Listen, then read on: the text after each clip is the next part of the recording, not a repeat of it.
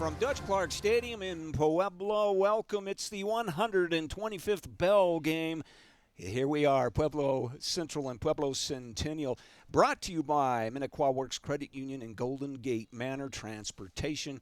Perfect conditions for football. It's Guy Gerton here along with Brett Burke. And Brett, what do you think, 72 degrees? You couldn't ask for a better night for high school football in Pueblo, Colorado. Nothing like the Bell game. Nothing stands up to the Bell game. The hype all week has been electric. Both teams are showing up. Their fans are tonight. Oh, man, it's going to be another great one. Matter of fact, like 2 hours ago, they started lining up out there at the gate before the gates were open, and then they let them in, and they're filling up. It was a sea of blue over here. I'm telling you, that Central, they showed up in force with their fans. Matter of fact, it is sold out. Sold out all the way. On the Central side, it's sold out. Centennial filling up fast. Maybe a few seats over there, but not quite sure. Anyway, if you're still out there wanting to come in, you better hurry. Hey, come on in. That's right. Dutch Clark Stadium, again, it's the 125th edition of this Bell game, Central and Centennial Lockhorns. Here, we're going to say this many times, the oldest continuous high school rivalry west of the Mississippi. That's right. That's the perfect tagline for it. You love it, don't you? You hear that all the time, but it's the truth, and we're going to be talking about it all night long. Central comes in defending recent dominance. Taking a look at Central out on the field there. Centennial, meanwhile, hunting a statement and a shot at reclaiming that bell. Big crowd, big noise, big history. This is anyone's game. I mean, it goes way back to Grandpa and great-grandpa. It does, and it's pretty even, you know. I mean, going back, I know it's tilted a little one direction, but you think about 125 times that they've faced each other, and it's that close. That just goes to show it's anybody's game tonight. It is. And if you look at the last 6 games have all gone to Central. You see the scores there. Back in 2019, 23-0. Then 2020, 17-9 in favor of Central. And then they're all shutouts from there. 21 was a 42-0 Central win, then a 30-0. Then a 52-0, and last year's 56-0. Centennial's getting tired of it. Yeah. Well, that's tough. That's tough to stand up to. I know that they want to come out here and end that streak of zeros. Oh, absolutely. Let's talk about the trophy a little bit. We're talking about this railroad bell. Yes. It's pretty cool, isn't it? The bell rings blue right now. It rings blue for Central, yes. And it's painted each year by the winning school. It's been on the line since 1950. The Bell has. This rivalry, of course, goes back to the 1800s. Sure. 125 years if my math works. But the Bell, 1950, the all-time series, Central leads with 62 wins to Centennial's 53 wins with 9 ties. Fairly evenly matched over the years. It's pretty close. Though, as we mentioned, Central dominated in the recent years, winning 6 straight matchups, and, of course, 5 of the last 6 have been shutouts.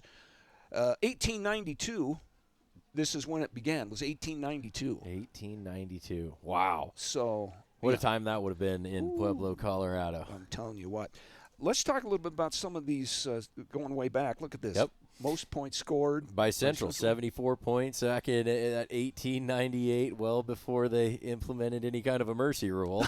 yeah, really. Had to take your licking, I suppose. And that's what happened last year, by the way. Yes. He had the running clock rule. Hopefully that won't happen. We're going to get more into that here in the pregame show. Most points scored by Centennial was 70. That was back in 1904 for the all-time series. Yep, most combined points scored, 121 in 1999. That was a 69-53 Centennial win. There we go. Not that long ago. Not that long ago. Least combined points scored, 0-0 tie. That's happened 4 times. Wow. Defensive gladiator matchups. What's your prediction tonight? You think it's going to go high? You think it's going to go low? I think it's going to be somewhere right in the middle because, to be honest with you, that might be a cop-out. But Central still has the players down a little bit from last year. They lost some of those key players. And Centennial, of course, with a brand-new coach, and we're going to talk about that they've got some new gusto. Yeah, they've going for them. They've got a little added size this year. They do, absolutely. So, hey, we're going to take a break. We're going to be back, and we're going to talk to Pueblo Central coach Chris Cotterman and some of the players. We will be back with the Arona, Garcia, and Galvis pregame show right after this. Are you facing legal challenges that require expert guidance? Look no further than Arona, Garcia, and Galvis, your trusted legal advisors right here in Southern Colorado. We are thrilled to announce our expanded... It's hard when injuries keep you on the sidelines. At Golden Gate Medical Supplies, our staff is here to fit you with the support you need to get back in the game. Golden Gate Medical Supplies, 719-569-7361. Hi, I'm Goldie from Golden Gate Medical Supplies. Call, come in, or shop online.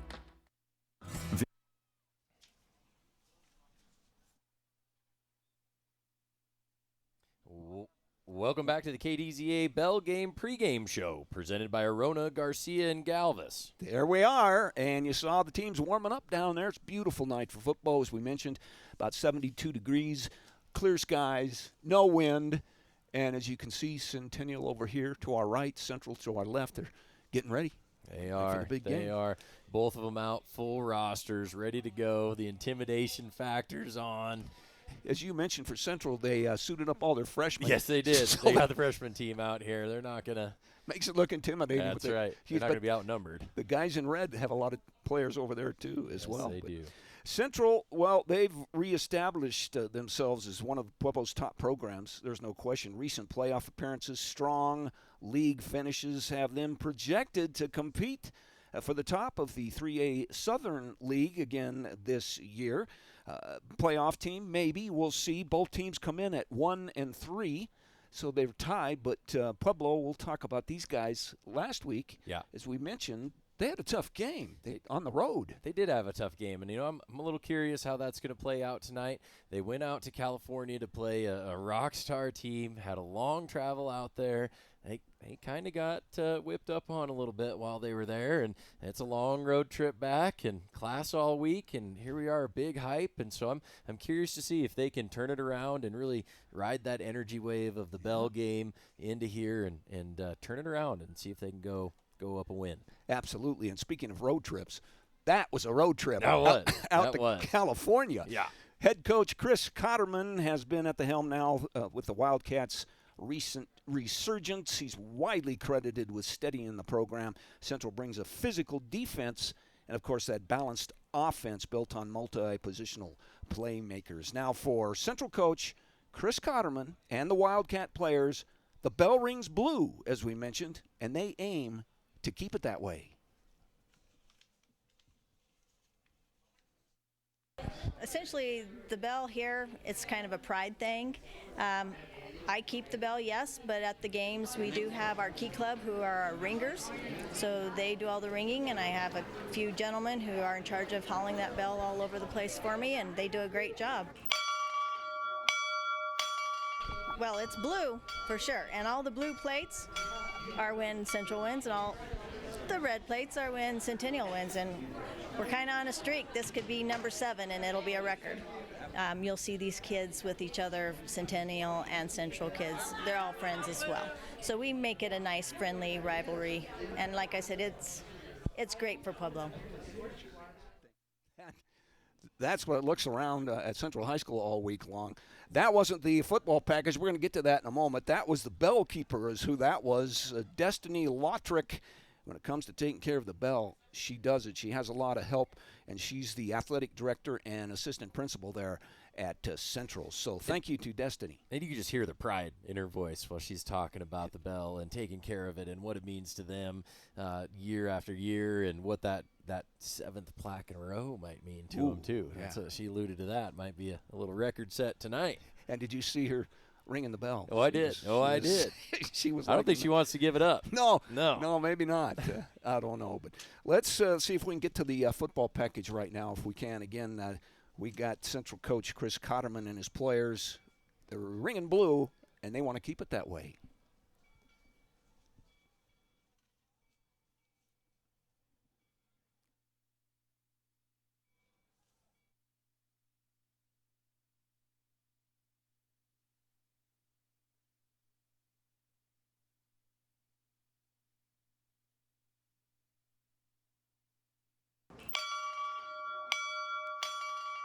The bell rings blue. Yeah, sure does. Mutual respect between both schools. I think that's very important. Community really gets around it, so everyone's excited. It's a good rivalry. You guys have kind of dominated the last few years. Can you keep that going? Yeah, we should be able to. Talk to me about X's and O's. What's it going to take to beat them? They're a much improved football team, so we're just going to go out there and play our game and take care of business. I think it's more than just two teams. It's the city of Pueblo for, over 125 years, and being able to just celebrate something that's bigger than just a football game and just a day of the year. It's this whole week, the whole football season kind of centered around this game, and I think it's really part of the school's identity, both Central and Centennial. Rings blue at the moment. Oh, yes, it does, and it will on Friday night. For the most part, it's the most popular game we have throughout the year. I mean, everybody comes out from different schools, from South County, Pueblo West, most likely, just to have and watch the game and just to have fun. Preparation's different this week when it's the bell game? A little bit, yeah, a little bit. We usually focus more on the game, so we'll usually take it easy, a little bit more easy in practice. Focus on our plays a little bit more, focus on who we're going to block and what we're going to do. What concerns you the most about Centennial this year? Honestly, nothing really concerns me at all. I feel like we're going to go out and do our thing, and like my coach says, it's God's will. If we win the game, we win the game. It's just at this point, it's just all in God's hands, and what we do, we can only do so much. It's just really a blessing to go out there and play in front of hometown crowd like that, So it's always fun. I think we're just going to take it like every other game, do our work in the film room and, do our work on the field and implement some new stuff, see what's going on, and see how we can play this Friday night. Nice tackle. It's kind of hard to stop some of our guys, so I feel we should just continue. If it's not broke, don't fix it, So, if we could also get the ball up in the air a little bit too, it'll be good. Open up the run game a little bit more. New coach over there. I've known Tracy, since I was in third grade. He used to coach it for my grandpa. Great guy. I'm happy for him. He got the job. I wish him a lot of success. Yeah. Just not this game. Yeah, there you go. Yeah, right. Not this game. Not right? this game. Nobody knows him. That's Coach Chris Cotterman, along with Havoc Martinez of the Wildcats and Dorian Perez-Roy and Xavier Barella. Got to talk to the team earlier this week. They're ready to go. They are ready to go. They rip roaring ready to go. And I'm also excited about that ground game and to see if they're going to, take to the air a little bit more this time as well. Let's see what they do. Time for another break. We're going to come back and look at the Centennial side of things and their new coach, who's not so new. It's the KDZA Bell Game pregame show presented by Arona, Garcia, and Galvis. Are you facing legal challenges that require expert guidance? Look no further than Arona, Garcia, and Galvis, your trusted legal advisors right here in Southern Colorado. We are thrilled to announce our expanded services in family and criminal law and coming soon in immigration law. Call us today to schedule your consultation and let us take care of the legal complexities so that you can focus on what matters most. Arona, Garcia, and Galvis, your partners in justice, elevating justice while empowering our clients. Southern Colorado Premier Attorney. Hey there, this is Nate at Minnequaw Works Credit Union. In Pueblo, tradition runs deep, from the roar of the bell game to the pride of the cannon game. At Minnequaw Works Credit Union, tradition means something too. Since 1937, we've been focused on what matters most: our members, our local roots, and a level of service that's traditionally different. Just like the games that define our hometown spirit, we're built on pride, loyalty, and community. Minnequaw Works Credit Union, the local difference, powered by tradition, federally insured by NCUA. This year, Pueblo D60 begins with a renewed commitment to excellence, with a focus on reading and regular attendance through our theme, Present, Powerful, and Empowered by Reading. We're proud of our traditions, including the historic cannon and bell games. More than just football, our athletes are first and foremost scholars who work hard in the classroom. Join us for the pageantry, the pride, and the passion that define District 60, because here, education, pride, and spirit are always in season.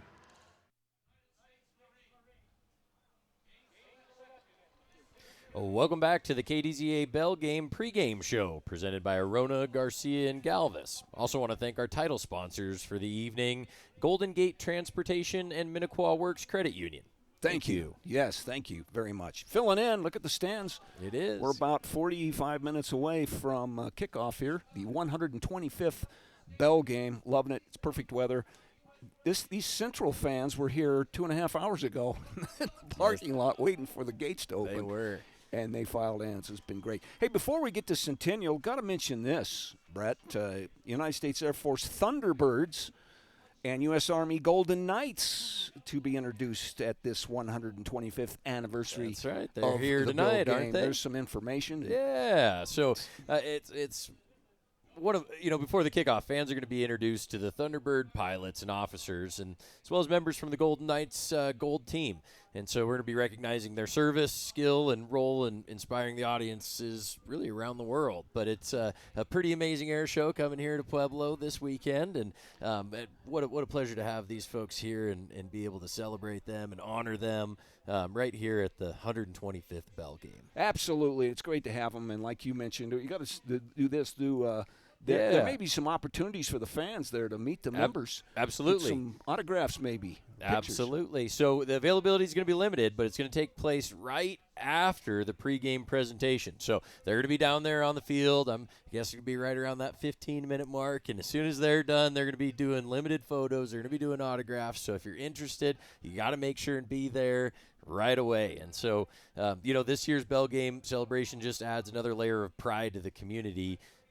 As we welcome and honor, America's premier aerial and parachute demonstration teams ahead of the Pueblo Wings of Pride Air Show that's this weekend at Pueblo Memorial Airport. Yay, thank you for that. Maybe we'll get some one of them here in the booth. Oh, that'd what be do you great. think? That'd be great. We'll give it a shot anyway. So absolutely. As you saw Centennial out there warming up on the field as we're getting close here, 40 minutes or so away from kickoff at Dutch Clark Stadium. We mentioned Centennial. Well, they've been rebuilding. There's no question. They're in a rebuilding mode. The program has that cycle-to-cycle ups and downs as they enter 25 under a new coach who's not really new, but he's new this year. Tracy Swearingen was named head coach back in May. Centennial's projection for this season leans toward, of course, development, competitive in spots, but the Bulldogs need consistency on offense and, of course, depth across the roster. They need some depth. Yeah. To help them there. Here in the Class 3A Pikes Peak League is where they compete, Centennial does, and expect the Bulldogs to emphasize the fundamentals. Now, the Bulldogs are fired up, as we mentioned, with Coach Tracy Swearingen. Who knows what it's like to win at Centennial after his time as an assistant coach for the 87 and 92 Bulldog State Championship teams. Tracy Swearingen was an assistant coach on those teams, and let's hear what he has to say.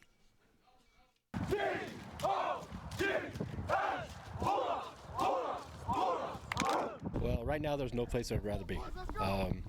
Feels like home. I was away for a while, but I'm super happy to be back with these guys. They're battling, they're fighters, and we're going to see where that takes us. As much time as we need to bring it home. Sure. Got it? We can't let adversity get a hold of us, and we got to battle through the tough times of the game because we know they're going to come, and we just can't give up. We just got to fight through adversity. We got to keep battling every play. Look to the next play. They got a great running game. Chris does a really good job over there. They had success last couple years. Well, honestly, just all the support when you go out in the public. Everywhere you go, bell rings red. And on their side of town, bell rings blue. It means so much from the last 150 years of the school or the last 125 from when this game started. I run into people and I get messages, I get texts, I get calls, I get all this stuff that says the bell rings red, and a lot of alumni support for me. But just to see these guys be successful, that's the thing. Upset, really. I mean, it's been 8 years they've been saying that about. So I think it's time to break the cycle, I guess. Bring an end to it. Just make that bell red. I mean, if they play Smash Mouth football, we got to play Smash Mouth football a little harder. Just play harder than them. That's about it. I think it's the most important game I think most of us will play in our lives. It means a lot to the town. It means a lot to Everyone I know who lives here, it means the world to them. It's going to take a lot of heart and I would not say violence on the line. You know, playing offensive line, it's a violent position, and I think we have the size to put the pedal to the metal and run the ball on them. This will be my 4th year playing in the Bell game. I played all 4 years, so it definitely means a lot to me to attempt to bring the Bell home this year. Well, it's going to take a lot to beat them. They're a really tough football team, but if we, as a team, put everything on the line and work together and don't blame each other, then we have a really big chance. The key for you guys in this game Friday night? I think our defense just has to swarm to the ball. Turnovers, we need to be really good on special teams. It might come down to special teams winning this game for us. On offense, I think we have to run hard, memorize the plays, not get in our heads with all the noise around us and stuff. Like, I've been going to these games since I was around like 7 years old.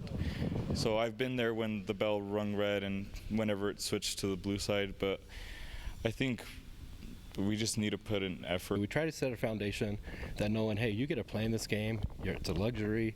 When you put that jersey on, you're representing so many people that's walked before you. So we talk about family, we talk about pride, and we talk about tradition a lot here. So we're trying to bring all that back home and see where we go with that.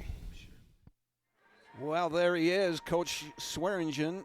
Also coached at Central with these Wildcats for a few years. He's been around.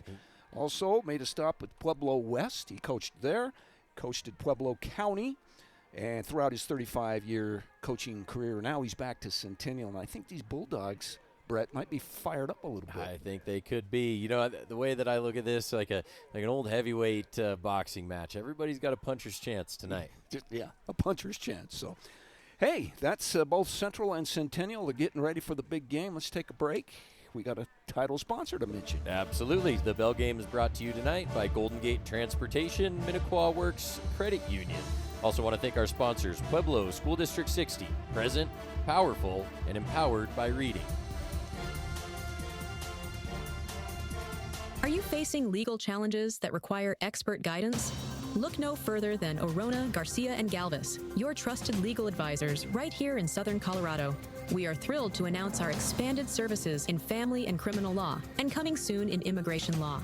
Call us today to schedule your consultation and let us take care of the legal complexities so that you can focus on what matters most. Orona, Garcia, and Galvis, your partners in justice, elevating justice while empowering our clients. Southern Colorado Premier Attorney. It's hard when injuries keep you on the sidelines.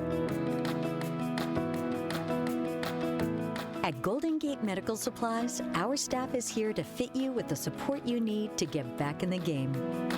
Golden Gate Medical Supplies, 719-569-7361. Hi, I'm Goldie from Golden Gate Medical Supplies. Call, come in, or shop online.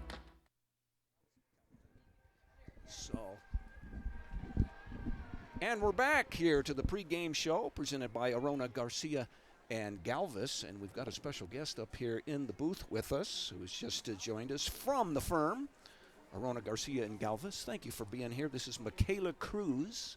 Yes. You work right with the firm? I do, What yeah. do you do? I'm a paralegal at the law firm for. So you're learning, Yes, right? I am. So I get to learn just mostly how the attorneys talk and how they present themselves in meetings, how they write, the legal language. So it's good. It's a lot of learning. Yes. Well, we have you up here because, yes, you are with the firm, but yes, you're wearing blue. I am. So not only did I go to Central for 4 years, I did get the honor to come back and coach high school softball. So I am also a part of the coaching staff for Central, and I'm super honored. So in your words, what does it mean when you hear the bell rings blue? It gives me chills, just all of it. I had the bell all 4 years when I was there, and just the tradition. So hearing bell rings blue is something I'm so proud of, just because it's something that runs so deep, not only in my blood but Pueblo's blood, because this is the 125th anniversary. It's a very, very, very long tradition running. It really is. And Centennial may give it a little better shot this year. Oh, yeah. Maybe. We'll see what happens with their new coach over there. But well, thanks for being with us. And I know you had a little story you wanted to share with us. Yes. So I got a chance to speak with Mama T, for everybody who knows. That is Eric Lopez's mom. And she asked me if I could take a moment to speak about his scholarship. So there are two. One is Eric's Promise, and the other is Eric's Smile. You can go ahead and donate through through the Central Foundation. And some of the criteria is just to be a strong role model overall. You need to be a mentor to others, and you have to attend college or a trade school. And the big thing is you just have to help and inspire people and make sure that you make Central a better place. Another thing that I do want to touch on is his sculpture. So his sculpture is named You Don't Stand Alone, and it's created by a local artist, Michael Montoya and Eric McHugh. This is located right across from Dutch Clark down here, and it's located right above the Central Wildcat mural. So if you want to learn more about his story and learn more about the family, when you go down there, there's a QR code that you guys can look at and learn more about everything and how to help out. But I just want to give a big shout out to the Lopez family, and thank you guys for allowing me to speak on this. So thank you all. Very well put. I know they can be tough at times. Oh, yeah. To talk about that. But, hey, well, thank you. We're going to have Fred in here from the firm. Yes. Fred Galvis here in a few minutes as well, so he'll be talking about everything. So thanks for dropping by. And again, Central, what's your prediction? I think regardless of the score, I think it's going to be a very good game. I mean, both teams are ready to come out here. Everybody's ready to have a good night, and in my heart, the bell rings blue, but let's see how it plays out on the field tonight. Yes, of course. Yes. Michaela Cruz. Yes. Thank you. Thank you all. Appreciate it. Thank you, guys. Thank you for your support, too, there at the firm. Oh, We of course. Really appreciate it. So let's talk a little bit more about Coach Cotterman for a second here, because he took over this program several years ago, and he's steadily built Central back into a playoff contender. I don't know if you know much about Coach Cotterman or not. I don't. He's been around a while, and he's been coaching. And like he mentioned, Coach Swearingen of the Centennial Bulldogs coached his grandfather. Or did you remember when he said that? Oh, he said that. Yeah, he just mentioned that just a little bit ago. I mean, talk about legacy coaches in the city of Pueblo. Man, I tell you what. But, hey, both teams have gone into the locker room now. We're about just over 30 minutes away from kickoff. It's getting exciting. Centennial side's filling in over there. Central is pretty much filled in. Yeah, I took a peek over the ledge here just a second ago, and there's a lot of blue. There's not a lot of empty seats right now. It is sold out. So, hey, thanks for being with us here on the pregame show, brought to you by Arona, Garcia, and Galvis. We're going to take another break. We'll be right back. Dutch Clark Stadium, right after this.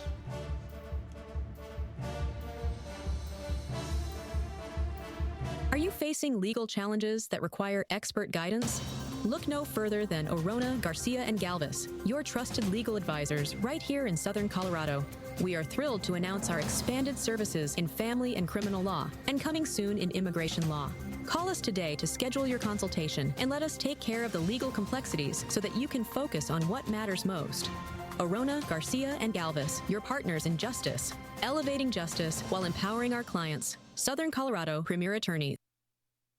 Hey there, this is Nate at Minnequaw Works Credit Union. In Pueblo, tradition runs deep, from the roar of the bell game to the pride of the cannon game. At Minnequaw Works Credit Union, tradition means something too. Since 1937, we've been focused on what matters most: our members, our local roots, and a level of service that's traditionally different. Just like the games that define our hometown spirit, we're built on pride, loyalty, and community. Minnequaw Works Credit Union, the local difference, powered by tradition. Federally insured by NCUA. Need internet that won't quit? Go local. Go Seacom. Serving Southeast Colorado for over 25 years, Seacom delivers blazing fast fiber and rock-solid wireless built for your home, your business, your life. No overseas call centers, just local support from people who live where you live. Fast, secure, always on. Join the hundreds who trust Seacom to keep them connected 24/7. Visit Seacom.net, SECOM.net, Seacom.net, and get the internet you deserve. Powered by your hometown team. Welcome back to the KDZA Bell Game pregame show presented by Arona, Garcia, and Galvis.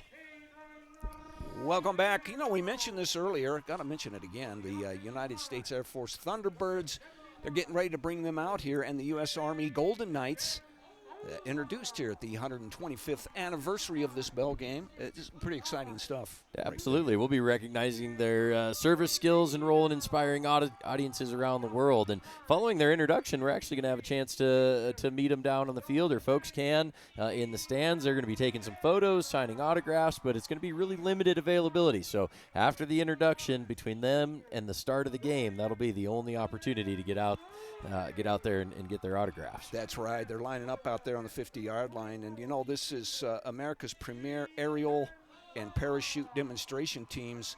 And this is ahead of Pueblo Wings of Pride Air Show this weekend at the Pueblo Memorial Airport. So check them out, both tomorrow and Sunday. Okay, that'll be great shows both days. Going to be doing the shows, so we certainly welcome them. Let's talk a little bit about the strengths and weaknesses of both these teams as we're getting ready here. Yeah. Both teams are now in the locker room and going over their last moment preparations. Mm-hmm. Central strength, physical line play, and downhill running game when the blocking clicks. That's been their motto now for several years. Yeah, that strong run game is a staple at Central High School right now.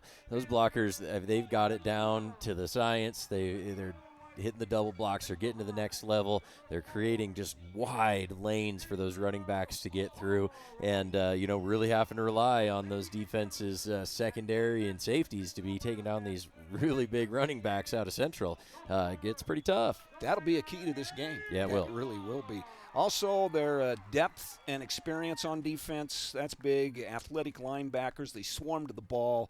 Special teams, turnover creating defense. That won them the short fields and momentum in recent Bell games. We'll see if that can happen again tonight. Yeah. For Central. They've got some gaps, though. They do. And they've lost a few players, but they're recovering. They are. Getting some players back in there.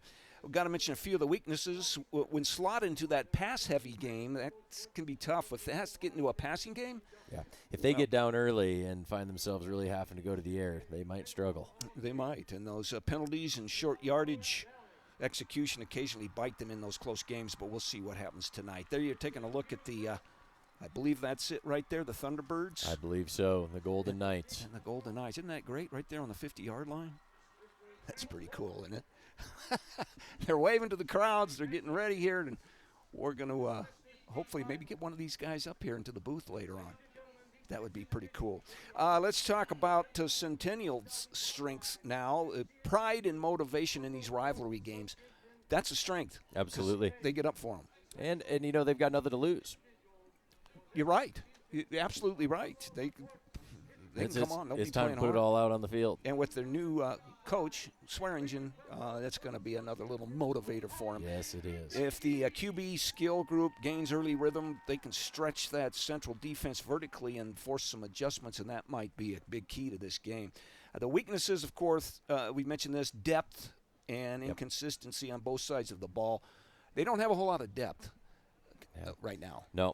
No, they're really going to be relying on those key players and hoping no injuries on either team. But that depth, if they're out there for a long time and that Central offense is just run heavy, I could see the defense being out on the field for a lot of minutes and could get tired towards the end of the game. And that's kind of what happened last year. If we remember, Centennial had a couple of guys injured. Their quarterback was injured early, and it just kind of snowballed from there. So they've got to avoid that.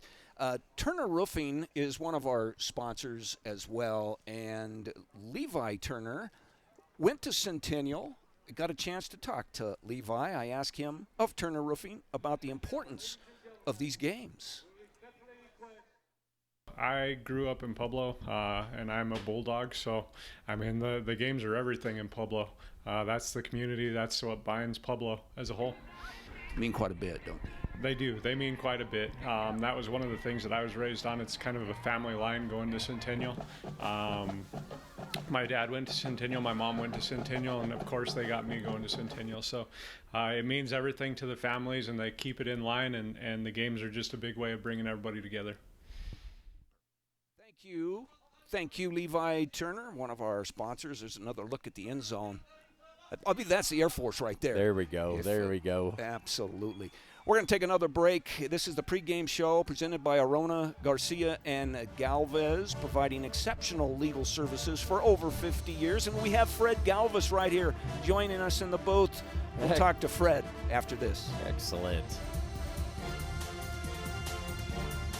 Since 1973, Turner Roofing has been protecting Southern Colorado, one roof at a time. Locally owned and operated, Turner Roofing is a 2024 Best of Pueblo finalist and proud to offer free roof inspections for homes and businesses. From Pueblo to the Peaks, trust the team that's born, raised, and built right here. Turner Roofing, quality that stands the test of time. Call today or visit turnerroofingllc.com. Hey there, this is Nate at Minnequaw Works Credit Union. In Pueblo, tradition runs deep, from the roar of the bell game to the pride of the cannon game. At Minnequaw Works Credit Union, tradition means something too. Since 1937, we've been focused on what matters most: our members, our local roots, and a level of service that's traditionally different. Just like the games that define our hometown spirit, we're built on pride, loyalty, and community. Minnequaw Works Credit Union, the local difference, powered by tradition. Federally insured by NCUA. Welcome back to the Bell Game that's brought to you tonight by Minnequaw Works Credit Union and Golden Gate Transportation. Also want to thank sponsor Pueblo Community College, because at Pueblo Community College, it's worth it. It's because of these great sponsors that we're able to do this, including Arona, Garcia, and Galvez. And Fred Galvez is right here with us in the booth. Fred, thank you, sir. Hey, great to see you, Guy. Great to see both of you. Great to see you, too. Much better than the Cannon game. The weather's cooperating. It's a beautiful night, and so it's perfect for the oldest rivalry west of the Mississippi. That's right. There it comes again. We've been talking about that, so that's good. I'm glad you mentioned Tally it. that one. You made your way through the sea of blue. They started hitting this gate about 3 hours ago. Can you believe that? Oh, I know. Last game, I came very early, and we had signs and things like that, but it was just a madhouse, and the cars were all packed, back. So everyone's really excited, and it's wonderful, and this is Pueblo. Yes, it's great. This is the Bell Game, and we had Michaela Cruz from the firm in here just a few minutes ago, and she's from Central. Yeah. She's a graduate. She's great with the law firm, but she's a great coach. She does really well, and so we're all really involved and excited about high school sports and just high school education and everything. But yeah, she's done so well, and as a coach of the girls, we're just so impressed with her on all levels. And I hear she's doing pretty well at the firm. Yes, she's doing great. Speaking of which, thank you for your support. Again, we do appreciate it. And how are things at the firm? No, it's our pleasure. Yeah. Well, we're very busy. You hear that, but it's really true for us. We're extremely busy. We have a lot going on, a lot of different cases, and some things. Davis mortuary situation, so sometimes it's really because of negative situations that you get legal help. But sometimes it's very good, when an adoption comes around, everybody's so happy. So there are, just like life, ups and downs, and we try to help people with whatever we can. We do a lot of work for nonprofits, a lot of corporate work, general commercial litigation, and then, wills, trust, estates, family law, real estate, but pretty much all of that. Like, when I was a law professor and I would read the courses, I'd go, property, torts, civil procedure, evidence, real estate, corporate law. I think, that's our firm. Right. we're doing it all. Right. So, yeah. What made you want to become an attorney? Was that back at Pueblo South, where you went to high school? You went to South, right?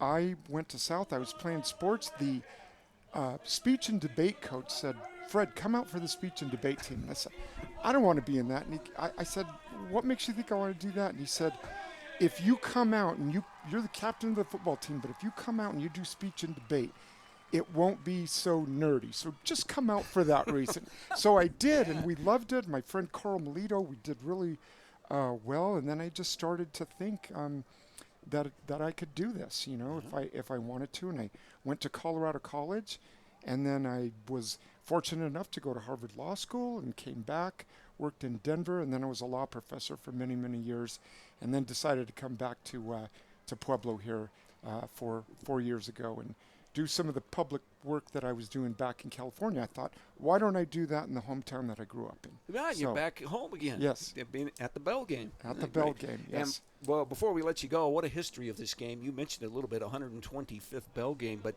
just how it brings out the alumni and the grandparents, right? The history of this game's incredible. Well, my one partner, Richard Arona, went to East. So we had our battles last week. Now my other partner goes to Central, and he doesn't care that Centennial's playing. He just wants to say how bad South is.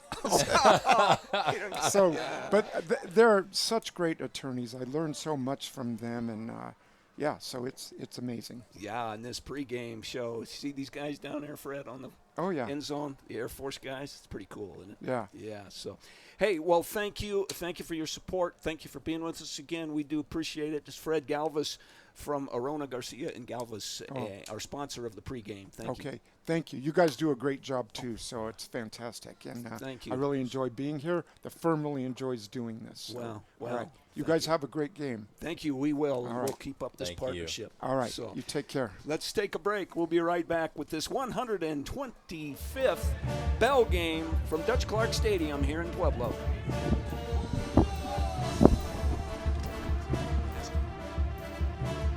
This year, Pueblo D60 begins with a renewed commitment to excellence, with a focus on reading and regular attendance through our theme, Present, Powerful, and Empowered by Reading. We're proud of our traditions, including the historic Cannon and Bell games. More than just football, our athletes are first and foremost scholars who work hard in the classroom. Join us for the pageantry, the pride, and the passion that define District 60, because here, education, pride, and spirit are always in season. It's hard when injuries keep you on the sidelines. At Golden Gate Medical Supplies, our staff is here to fit you with the support you need to get back in the game. Golden Gate Medical Supplies, 719-569-7361. Hi, I'm Goldie from Golden Gate Medical Supplies. Call, come in, or shop online. Hey there, this is Nate at Minnequaw Works Credit Union. In Pueblo, tradition runs deep, from the roar of the Bell game to the pride of the Cannon game. At Minnequaw Works Credit Union, tradition means something too. Since 1937, we've been focused on what matters most: our members, our local roots, and a level of service that's traditionally different. Just like the games that define our hometown spirit, we're built on pride, loyalty, and community. Minnequaw Works Credit Union, the local difference, powered by tradition, federally insured by NCUA. Welcome back to the 125th Bell game. Well, we got both teams coming out. They're about ready to hit the tunnels and make their grand entrance to the field. We're going to take a look at this. Both teams are 1 and 3. You see Centennial, they're lining up, getting ready, and there's the Central lineup as well. The band's out there. This is pretty exciting when they do this. The crowd goes nuts. Yes. Speaking of the crowd, let me look here real quick. Yep, it's all filled in blue over here on the Oh, it's Central packed. side. It is absolutely packed over on this side. And Centennial is filling in over on the other side as well. We mentioned briefly about the history, just why the Bell game matters so much. Dates to Thanksgiving Day in 1892. Did you know they started on Thanksgiving Day? I had no idea. Yeah, I can only imagine way back when it was on Thanksgiving Day. But oldest continuous high school football rivalry west of the Mississippi. For generations, the game has been a cultural touchstone here in Pueblo. That's right. A little bit about the Bell itself. Since 1950, of course, there's the Bulldogs. You see them here. The teams that played for this railroad bell. It's mounted on a wheeled cart. We've seen lots of pictures of it and video of it. And when the school wins, of course, Bell goes back to that school's campus. It's repainted in the winner's colors. And transporting and painting the Bell is a big deal with alumni and teams, just to see that when they transport. After the game, they'll be doing that. It's just another piece of the legacy and tradition that we talk about that is just embedded in the culture of this city, and especially high school football in Pueblo. Well, absolutely. It goes way back, and families, of course, across generations. Here they come. Let's take a look at Centennial's busting through, coming out onto the field.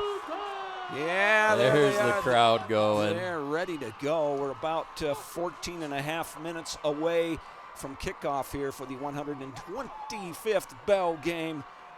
Red against the Blue, Centennial against the Wildcats, and Central's they're getting ready. To bust through as well over on the other side. So this is exciting.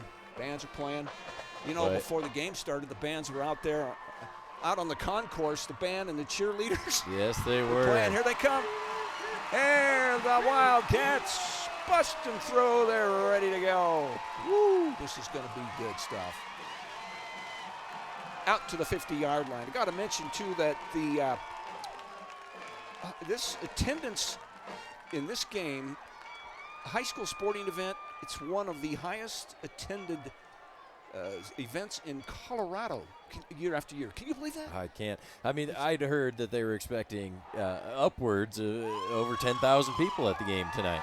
Yeah, and I think it's going to be there. I think so. Before we're done here. So, you know, speaking about crowds, I know that we've got plenty of places that folks are joining us today. We've got the KDZA, of course, and KDZA on the Facebook page, PCC's Facebook page. That's Pueblo Community College, as well as District 60. Checking out some of these feeds right here. We've got a couple hundred people watching here and there. Why don't you guys go ahead and drop it in the chat? Where are you watching from tonight? And we'll call out, give some shout-outs here. Absolutely. We have the Central Band out there on the field. I think they're getting ready to perhaps do the national anthem here in a few minutes. They're going to bring out the flags. You see them in the end zone down there. So there's an aerial shot of Dutch Clark. Isn't that great? That's a good one. What a shot with the railroad tracks. Iconic Dutch Clark Stadium, Pueblo, Colorado. So apparently this was donated by Pueblo Central High School. Amazing. So thank you, Pueblo Central. Sure appreciate them. You know what? I think maybe we should get one more break in here before we come back for the national anthem. So hang on. You know where we are. Dutch Clark Stadium, 125 years of the Bell game. Come back. Let's go. Since 1973, Turner Roofing has been protecting Southern Colorado, one roof at a time. Locally owned and operated, Turner Roofing is a 2024 Best of Pueblo finalist and proud to offer free roof inspections for homes and businesses. From Pueblo to the Peaks, trust the team that's born, raised, and built right here. Turner Roofing, quality that stands the test of time. Call today or visit turnerroofingllc.com. It's hard when injuries keep you on the sidelines. At Golden Gate Medical Supplies, our staff is here to fit you with the support you need to get back in the game. Golden Gate Medical Supplies, 719-569-7361. Hi, I'm Goldie from Golden Gate Medical Supplies. Call, come in, or shop online. Attention, D60 high school students. Want to earn college credits while still in high school? With Pueblo Community College's concurrent enrollment program, you get free tuition and transportation to campus. Your credits earned will count towards high school graduation and college requirements, helping you get ahead on your college journey and saving you thousands. Talk to your high school counselor today or visit pueblocc.edu to learn more. At Pueblo Community College, it's worth it. Welcome back to Dutch Clark Stadium. You see that, Centennial Bulldogs, Central Wildcats, both 1 and 3. Just flipped the coin out there at midfield. Looks like Centennial has won the flip. Can't tell, but they just flipped the coin, so we're about to get underway. We're 10 minutes and 30 seconds and counting away from kickoff. Did you tell who won the toss? I couldn't. I was trying to check it out. Oh, they just... There it is. Can't tell, but we'll find out here. Looks like it's a stalemate right now. I don't know. Maybe we're playing chess for the kickoff. I guess so. But we went away from the coin flip, and the captains were out there though, shaking hands and doing the old coin flip. You can see there. Yep. They're going through some thank yous and whatnot. The band's out there getting ready for the national anthem. So let's take a listen and see what's going on here. In 2012, the Chester Cross-Country Committee, his lifelong commitment to athletics has been recognized with some of Pueblo's highest honors, In 2017, he was inducted into the Greater Pueblo Sports Association Hall of Fame. And in 2021, he received the Pueblo Sequence Sports Lifetime Achievement Award, cementing his legacy as one of the region's most respected. Yeah, apparently they're just making announcements out there. So Centennial has won the toss. Centennial is elected to receive. There we go. All now we found. I right. saw him toss the We coin, got so it. I knew somebody won that. Centennial wants the ball first to see if they can mount a drive against this Central defense. We'll see if that pays off. Maybe so. We'll see who can, score first in this game. Absolutely. A little shout out to some of our viewers on our Facebook. We've got Nashville, Tennessee, North Platte, Nebraska. We got some going for the Bulldogs. We've got some going for the Wildcats. We're chirping already. Wow. And we're still about 8.5 minutes away from kickoff, so still got a ways to go here. Beautiful night here for the 125th Bell game. Clear skies, no rain. We had some weather problems in the Cannon game. Had a late start on that. We got the game underway. But this is perfect. There won't be a drop of rain tonight. Oh, and I mean, absolute perfect conditions for football. And the parking lot out there is jam-packed, as you can see. Man, pretty good. So, time for our national anthem here on this Bell game. Dutch Clark Stadium. Let's take a listen.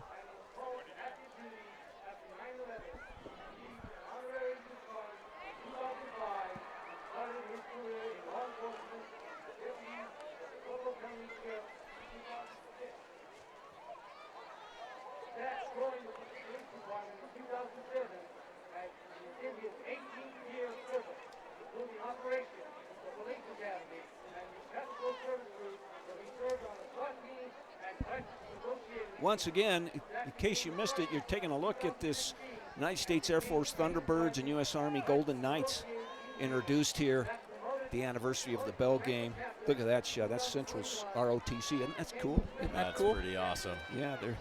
Would you call that? Colonial? No, what would you call that? That's what I'd call it. Colonial. That's what I'd call it. Colonial get up. But special pregame presentation honoring two of the nation's most elite military demonstration teams, the U.S. Air Force Thunderbirds and U.S. Army Golden Knights. So right before kickoff here, you're going to be able to get some pictures maybe and some autographs. We'll find out. And ahead of the show this weekend, is that right? This weekend, yes. The Pueblo Wings of Pride Air Show at Pueblo Memorial Airport, as a matter of fact. Here we go with Central's band.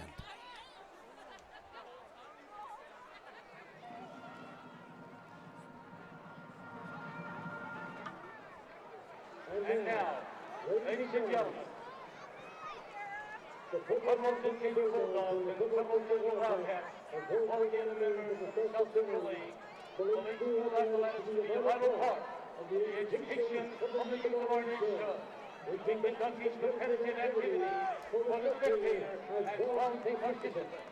We ask you to join us in making the 125th Bell Game a tribute to the very fortunate airplane by respecting the effort and safety of all the officials, coaches, and players. At this time, will you please stand if you are able, and please leave your hat in respect and honor of all United States of America for the presentation of the colors. Tonight, in a joint effort representing unity and respect for this rivalry and this nation, we live in the JROTC color guard from Central and Central High School will both represent our nation's colors. The Centennial JROTC program is under the direction of Major Lane Aldinger and Sergeant Monty Gray. And Central JROTC program is under the direction of Major Smith and Sergeant Tommy Scale. Now, ladies and gentlemen, playing the national anthem this evening, the Central High School Marching Band under the direction of Austin Pratt. And now, the presentation of the colors.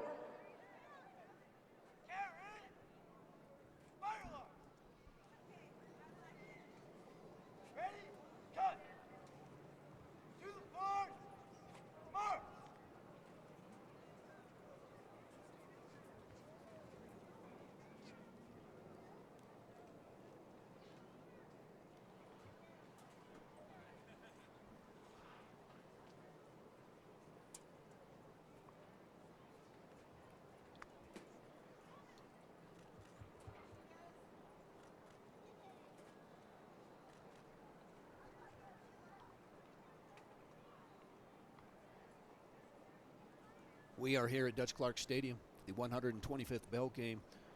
For those listening, we're watching the colors come marching onto the field here to the 50-yard line, about ready for the national anthem.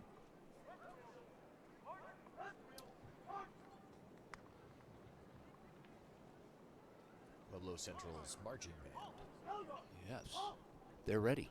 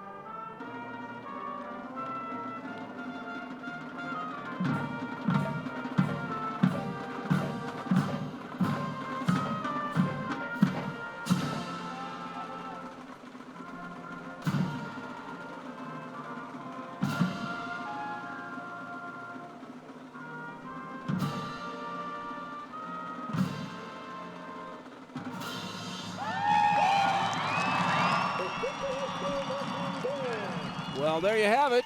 Get a Pretty little bit of good. a light show there at the Yeah, end, and too. it's- All those brand new LED lights out here in the stadium. Dutch Clark Stadium looking good. There you see an aerial shot. They're going to take the flags off the field now, and we're 2 minutes away from game time here and kickoff. Again, Centennial won the coin flip, and they decided to receive. A lot of times you'll kick the ball first, but Centennial wants the ball. That's right. They're trying to make a statement early. Jump out on these guys. You know, it has belonged to Central now for the past 7 years. We've been talking about this, and the games really have not been that close. But Centennial now with a new coach who was there back in '87 when Centennial won the state title. We're talking about Tracy Swearingen.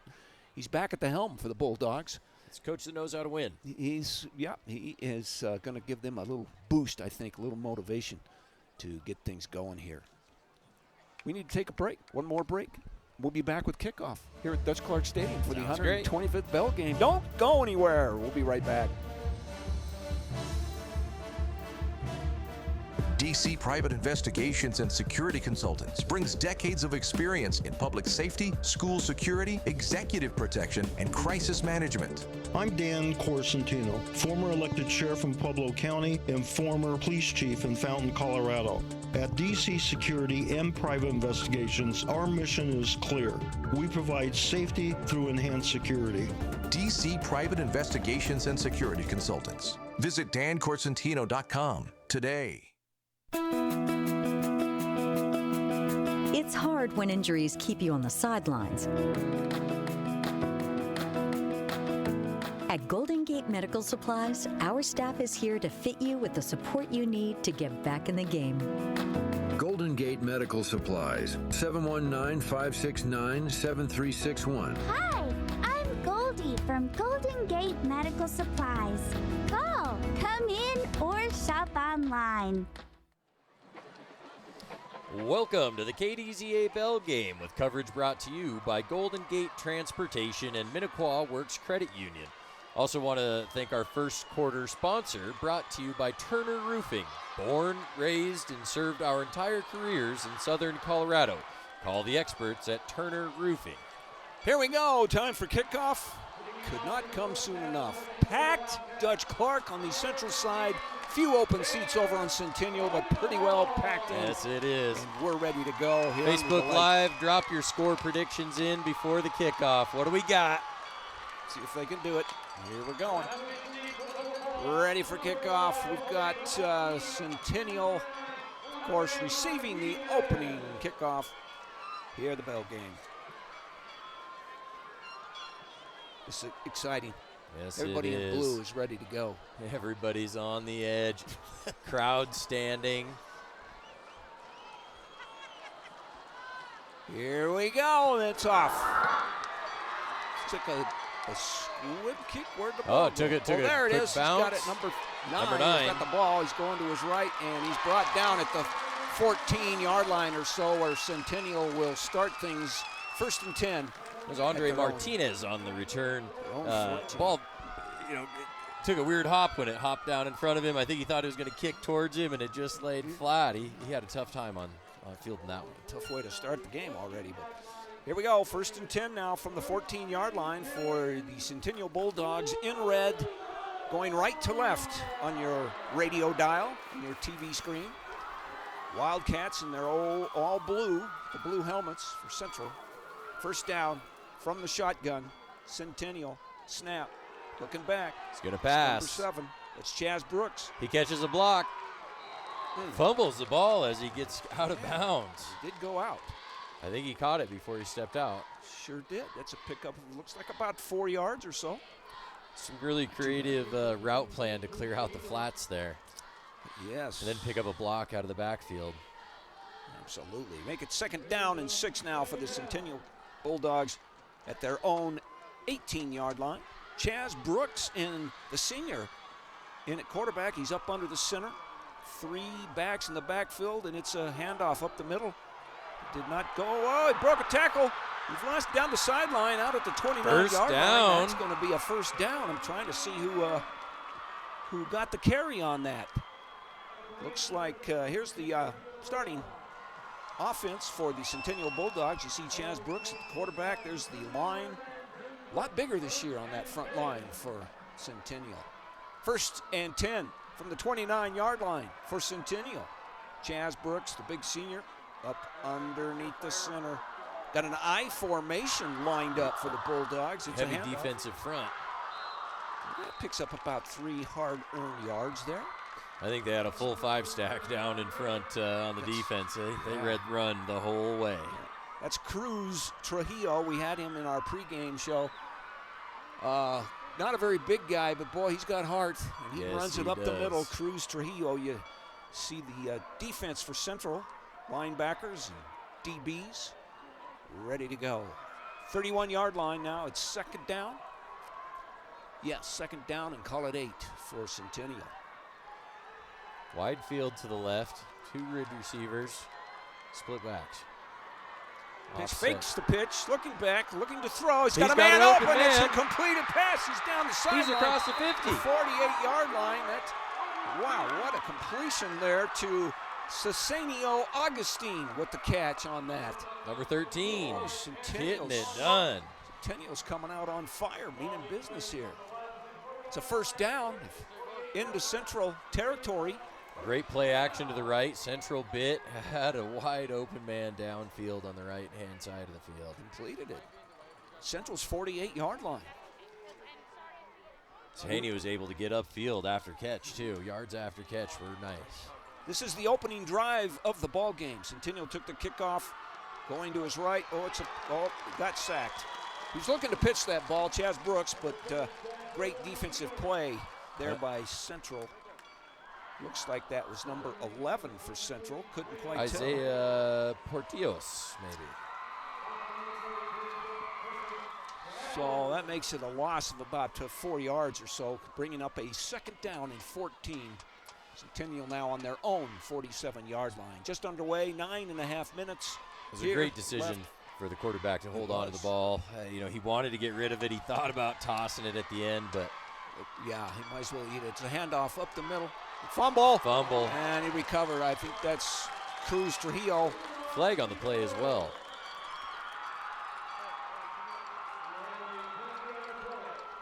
Brought down back at the 40-yard line. It appears to be a flag, or did they pick the flag up? I think they may have picked it up.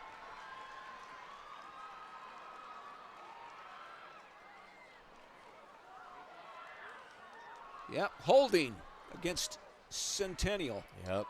Declined. So that'll bring up 3rd down and quite a bit. About, call it 22 yards. from their own 40-yard line. Centennial came out a little bit on fire, Yes, but they did. stalled here on midfield.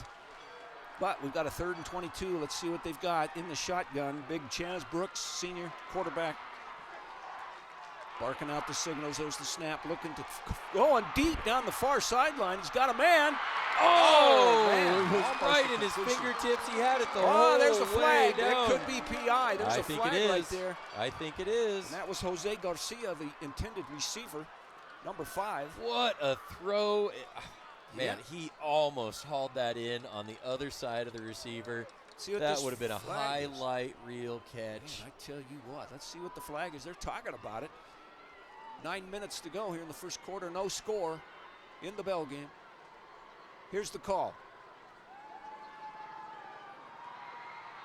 Yes, pass interference against Central. I guess the ref's mic's not quite working, but The defender really wasn't able to get his head around and locate the ball, and he ended up just running right through the offensive player. That's pass interference every time. We've got the Gagliano's instant replay. yeah, you see that replay about had it, but it's a 15-yard penalty, but no automatic first, so this brings up a 3rd down and 6, a long 6 for Centennial. Handing the ball off up the middle, about 3 yards. Not too bad for Centennial there. That'll leave 4th and about 3, a long 3. Cruz to Trujillo there, the ball carrier for Centennial. 42-yard line is where the ball is marked. It's 4th down and 4, call it 4. Centennial's talking about it over with Coach Swearingen. Looks this, they're gonna go for it. 4th down. Short field, be a tough punt. Yeah. To try to pin him deep, but I like the guts here. 4th down, trying to bold make a move. statement early. And Cesanio Augustine in at quarterback. There's a flag. Oh, is that a false start? It looks like it might be on Centennial. False start on Centennial. That'll cost them 5 yards. They'll bring out the punt team now, it looks like. I have a feeling they were trying to draw Central off. Get that was a good call, but didn't quite work. So Centennial's going to punt the ball, which I think is wise. They're on the Central 47-yard line. Trying to see who's back to punt. Oh, yeah, there was the replay by Gaglianos. Here's It's the a punt. fake. Oh, it's a fake. No, he can't get it off. The punt goes out of bounds. I don't know how far it went before it went out of bounds. This might be a really short kick, depending on where they spot the ball. But at least he got that kick off. Oh, he had to run way out to the right. Wow. That was amazing. Yeah. Let's take a break. We'll be back here at Dutch Clark Stadium. No score in the 125th bell game. Brought to you by Golden Gate Transportation and Minnequaw Works Credit Union.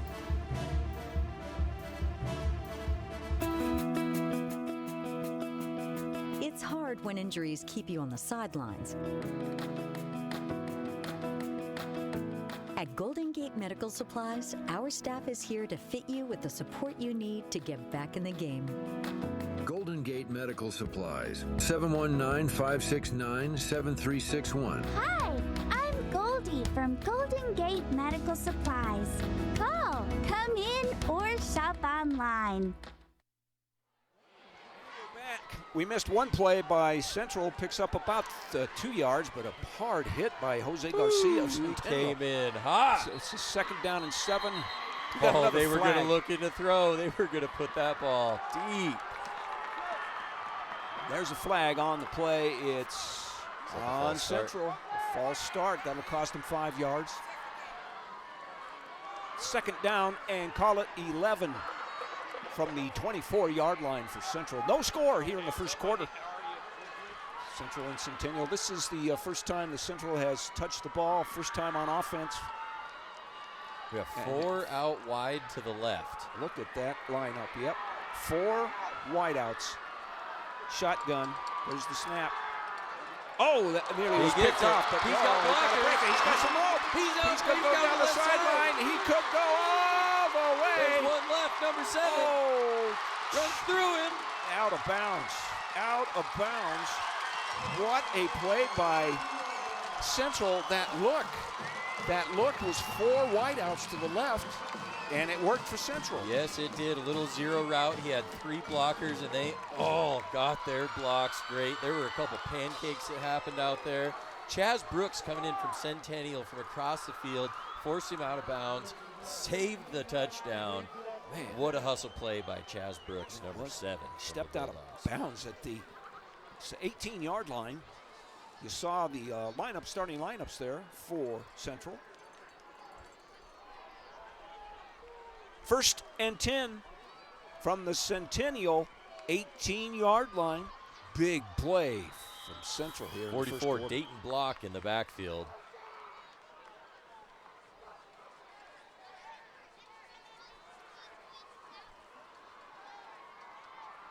I'm still trying. There's another flag on Central.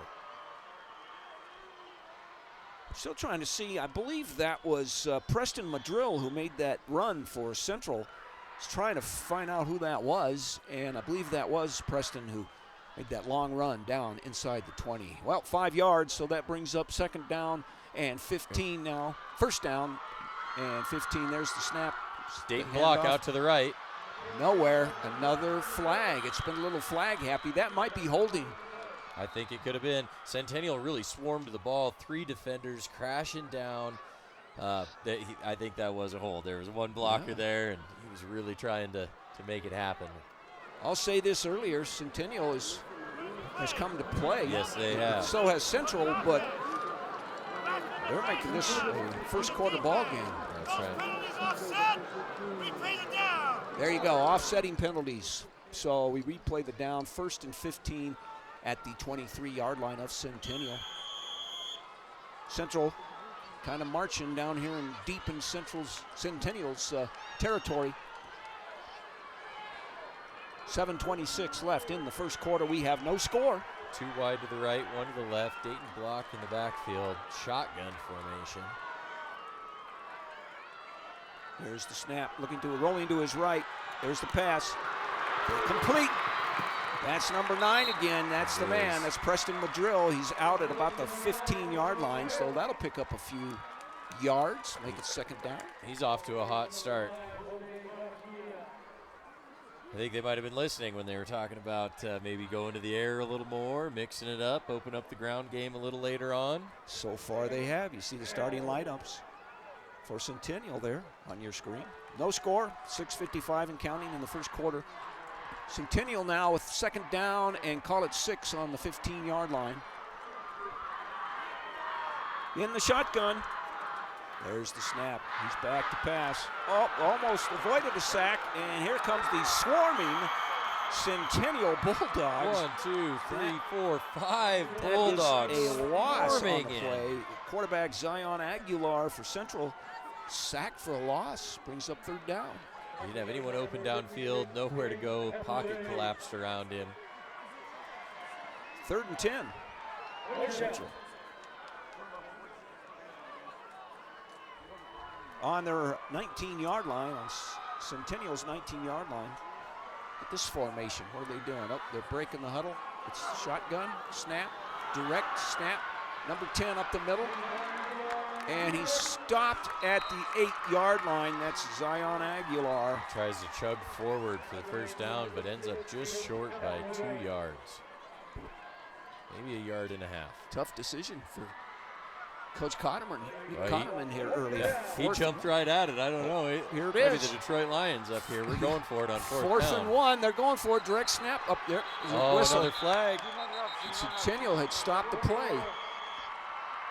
False start. False Central. Central again. Maybe they're trying to draw them off. Wow.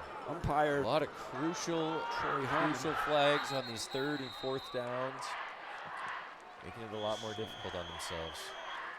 Ball spotted at the 15-yard line, and it looks like we have a timeout. We do. Let's take a break from the action here at Dutch Clark Stadium. It's the first quarter of the KDZA Bell game, brought to you by Turner Roofing. This year, Pueblo D60 begins with a renewed commitment to excellence, with a focus on reading and regular attendance through our theme, Present, Powerful, and Empowered by Reading. We're proud of our traditions, including the historic Cannon and Bell Games. More than just football, our athletes are first and foremost scholars who work hard in the classroom. Join us for the pageantry, the pride, and the passion that define District 60, because here, education, pride, and spirit are always in season. Welcome back to the KDZA Bell Game, brought to you by Minnequaw Works Credit Union and Golden Gate Transportation. We have the ball on the 15-yard line. Central on 4th down appears to be going for it. 4th and 6. They are going for it here. Shotgun formation. Central. 3 to the left. There's the snap, looking to pass. That's Aguilar. He's Got got a man open. Running back out of the back. And it's a touchdown for Central. That's number 2. What a gutsy play that was. Woo! It's Hayes Cordell. The sophomore, Hayes Cordell. I'm thinking that maybe Centennial didn't see him. He snuck right out. I think that's who it was, if I got that right. Look at the replay. Touchdown. Central takes the lead on it. 4th down. I think I misspoke. I believe that was number 5, Camden Mon. Oh, okay. Line up for the extra point. Central. I tell you, did not come easy. We've got another flag. Prior to the snap, encroachment on the defense. Half the distance to the goal, repeat the try for point. Got the referee's mics finally working, Yes, so we can they find do. out what's going on. So a retry on the extra point. Oh, looks like they're bringing out the offense, though. Yeah, I think they're going to go for 2. Take advantage of a little better extra They point sure are. field position. Zion Aguilar, the quarterback, under center. There's the snap. There's the handoff. No signal yet. He's in. Near side official signals he's in. That's good for 2. That's a costly penalty right there. Yes, it is. So it's good. We're at 5:28 here of the first quarter. Wildcats over the Bulldogs, 8-0. We'll be right back. Since 1973, Turner Roofing has been protecting Southern Colorado, one roof at a time. Locally owned and operated, Turner Roofing is a 2024 Best of Pueblo finalist and proud to offer free roof inspections for homes and businesses. From Pueblo to the Peaks, trust the team that's born, raised, and built right here. Turner Roofing, quality that stands the test of time. Call today or visit turnerroofingllc.com. Welcome back to the first quarter, brought to you by Turner Roofing. See the score, 8-0 Central over Centennial here. What a start. That's the opening drive for Central, but it was nothing but easy. Had to go for it on 4th down. Got a couple penalties that helped them. And here's the kickoff, end over end, gathered in at the 5-yard line, down the near sideline, 15. Brought to a stop there at the 17-yard line. What a big hit from Central. That's number 30. Made the hit. Makes the hit.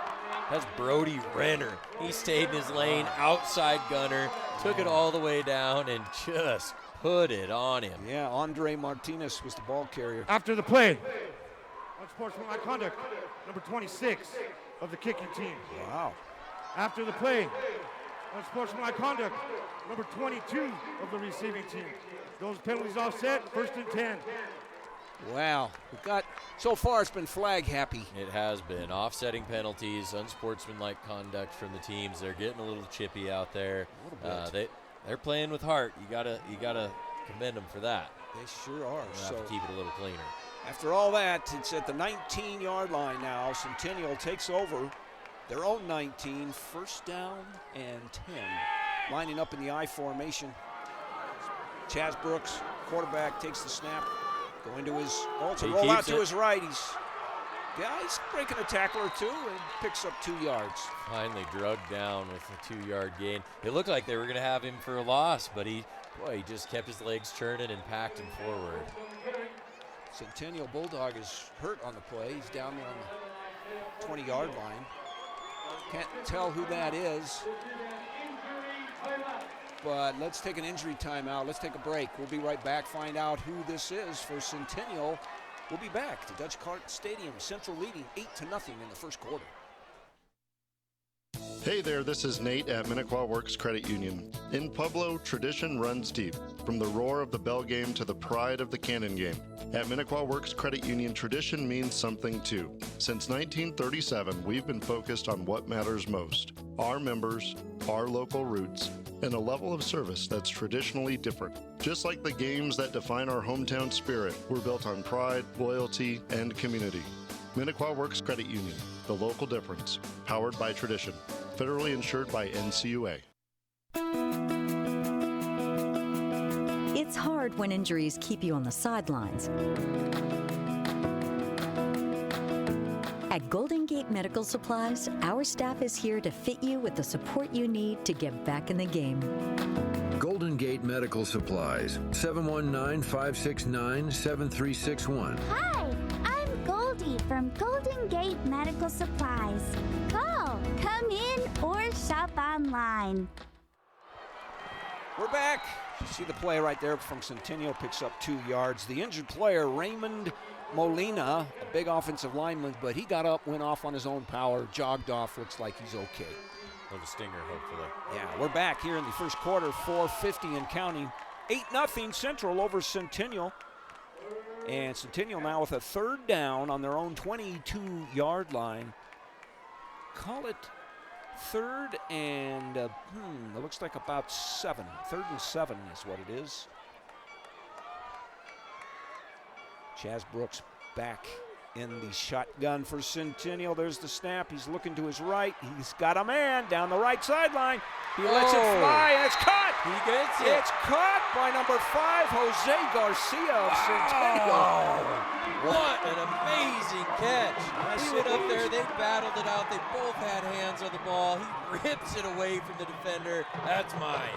Wow, they spot the ball at the 47, call it, the 47-yard line. Here's the Gagliano's Italian restaurant marketing and deli replay. Look at this pass. Look at him Chaz toss Brooks. this down, Ooh, go what and a grab it. Good. What an amazing play. The Good focus he defense. had. He's back again. Chaz Brooks looking to this sideline. He's got a man. Oh, overthrows him. Incomplete. It'll bring up a 2nd and 10.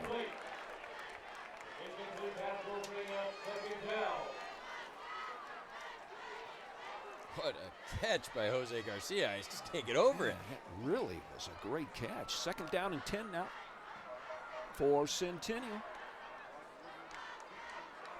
After the incomplete pass. Oh, we have a penalty again. Wouldn't you know it? They didn't catch the penalty, but they're moving Centennial back. A long way. Must have been holding, I'm guessing on that, but we didn't hear from the ref. So we'll try that again. So it's 1st down now from their own 37, Centennial. Big Chaz Brooks, the senior, number 7 for Centennial, under center. Takes the snap. Hands off up the middle. No room there. Maybe 2 yards at the most. That is number 13. That's Cesenio Augustine with the run. 2-yard pickup. 2nd down for Centennial. They're on their own 37-yard line. Tough going up the middle there. Yes, it was. Central stacked it up on the defense. You know, again, it was like they knew it was going to be a run play. They had 5 defenders up front. They were stacked in tight. It was going to be a tough go. It sure was. 2nd down, call it 9. Safety's up tight Centennial. again. Yep, he has pitched back to the running back, going off to his left. He's got some open. He's got some running room. Cuts it upfield. Pretty good gain of about 7 yards. Number 14 is Ricky Cordova, senior fullback. Here's a replay. You see the pitch here. Nice. Chaz Brooks. And Ricky Cordova, look at him go. Preston Drill on the tackle there. Yeah. Bring up a 3rd down and call it a long 5 for Centennial. Their own 41. But they're mounting a little bit of a drive here. I believe it's in 15. 3rd and 15. Third, and I can't see the marker, but Chaz Brooks going deep again down the far side. Oh, that could be a penalty there. I see no flags. No flag. Kind of looked like maybe he was holding him back, but it might have just been an illusion from this side of the field. Down. That was Jose Garcia, the intended receiver, and yes, there is a yellow hanky on the field. There it is. Maybe some defensive holding. Story of this game so far has been flags. There's been a lot. Don't know what the call is.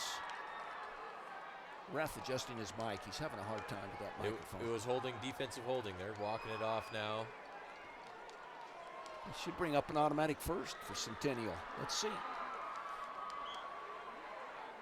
Remains third down.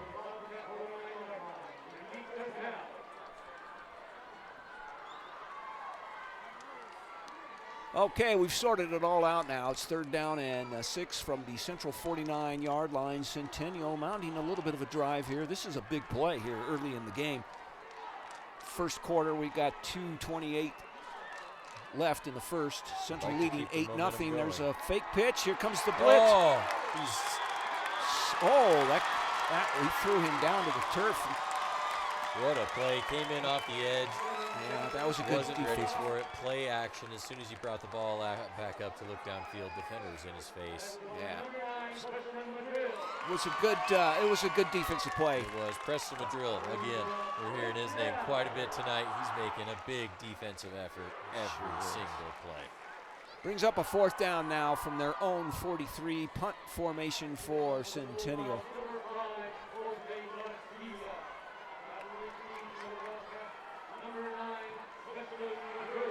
There's the snap. There's the punt. It's high.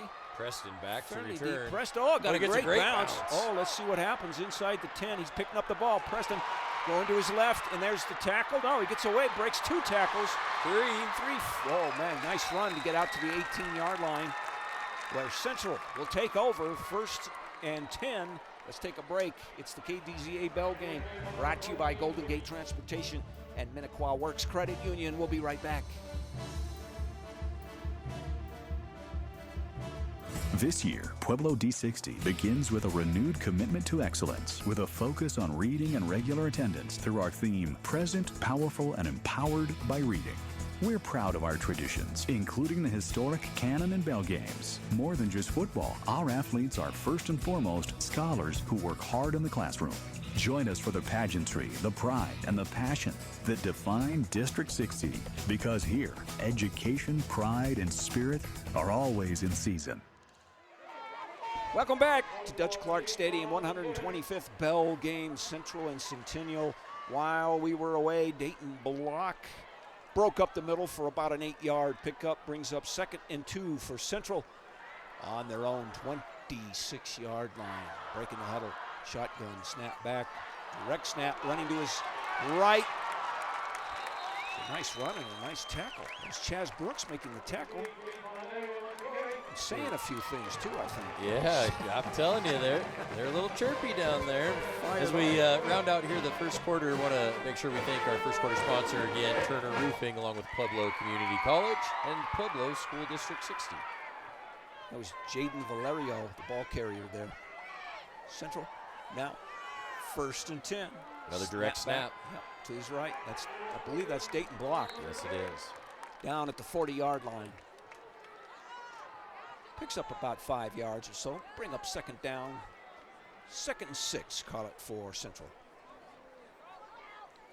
27 seconds left in the first quarter. A fast-moving last couple of minutes here. Central in the lead, 8-0. Last tackle made by DeMarcus Dugan, and he just went low. He got Dayton Block at the shins, and that's one certain way to take down a big, tall runner like Dayton Block. Yes, this could be the final play of the first quarter. Direct snap to Dayton Block. Going to his left, breaks a tackle. Down. Try to go upfield. 3-yard gain. Bring up a 3rd and 3 when we come back. That's the end of the first quarter. Central has an 8-0 lead over the Bulldogs here at Dutch Clark Stadium. Stay with us.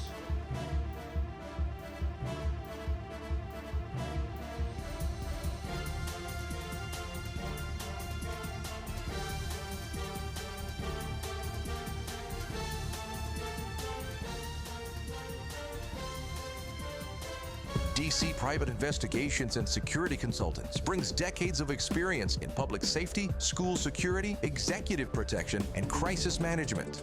I'm Dan Corsentino, former elected sheriff in Pueblo County and former police chief in Fountain, Colorado. At DC Security and Private Investigations, our mission is clear. We provide safety through enhanced security. DC Private Investigations and Security Consultants. Visit dancorsentino.com today. It's hard when injuries keep you on the sidelines. At Golden Gate Medical Supplies, our staff is here to fit you with the support you need to get back in the game. Golden Gate Medical Supplies, 719-569-7361. Hi, I'm Goldie from Golden Gate Medical Supplies. Call, come in, or shop online. This is the KDZA Bell Game with coverage provided by Minnequaw Works Credit Union and Golden Gate Transportation. Welcome to the second quarter, brought to you by Dan Corsentino. Safety through security. We missed just one play there. Central threw the pitch out to the right. Good little trickery. Tried to throw it downfield. Incomplete. I thought they might have a big one. Looked like it for a second there, but it's 4th and 7 now. Central's own 43-yard line. So we got quite a few people watching. Why don't you guys throw a big blue thumbs up for Central and a red heart if you're in it for Centennial on Facebook Live. Let's see what we got out there for viewers as we head into a timeout. Central's calling a One timeout left in the half. They didn't like what they saw there. We might as well take another break while we can. Let's take another one, and we'll be back with the second quarter here. Brought to you by Dan Corsentino.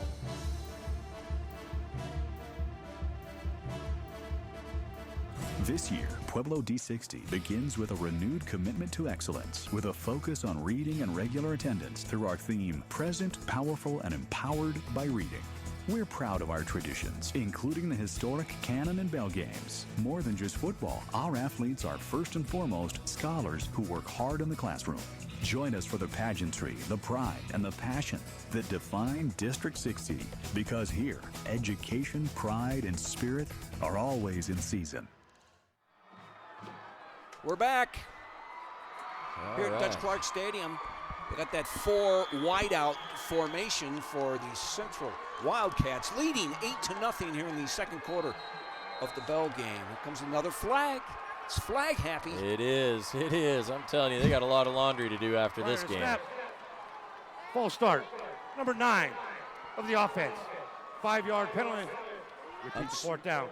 I'm still thinking they're trying to draw Centennial off, and they'll give up the 5 yards. That appeared to be the case there. I think so. It brings up a 4th and about 7 now. Yep. I'm seeing a lot of blue and red coming across the screen. That's fun to watch everybody cheer on their teams from a distance. Sure enough. Back in punt formation now. Central, there's the punt. It's low punt. Big driving punt. Bounces Central's and comes to a stop at the 18-yard line. That's where Centennial will take over the ball on their own 18-yard line. Quick plant at the 18-yard line. That'll be perfect. Central leads this game 8-0. On a penalty, they went for 2 and got the 2 after an extra point that was good, I believe. No, they never did try the extra point. There was an offsides. And they went for 2 and got it, so it's 8-0. That's your score here from Dutch Clark Stadium. Okay, Centennial starting this drive at their own 18-yard line. Playing good with that quarterback. Chaz Brooks has looked impressive for Centennial. He's in the shotgun. 3 running backs in the backfield with him. There's the snap. Hands off to number 22. Left. That's Cruz Trujillo. I saw another flag come in. Picked up 3 yards over the 20-yard line, but there is a flag. Let's see what this one is. During the play, holding number 61 of the offense. Wow. 10-yard penalty is part of the foul. Repeat the 1st down.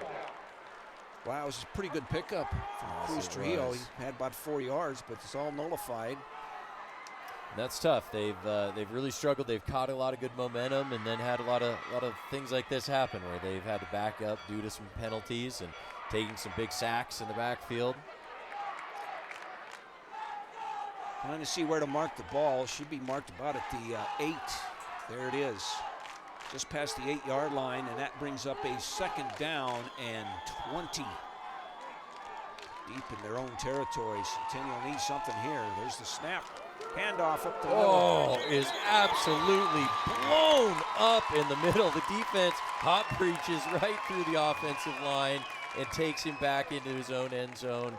What a play by the Central defense. Yeah, Cruz Trujillo had nowhere to go. Nowhere to go. Locked up.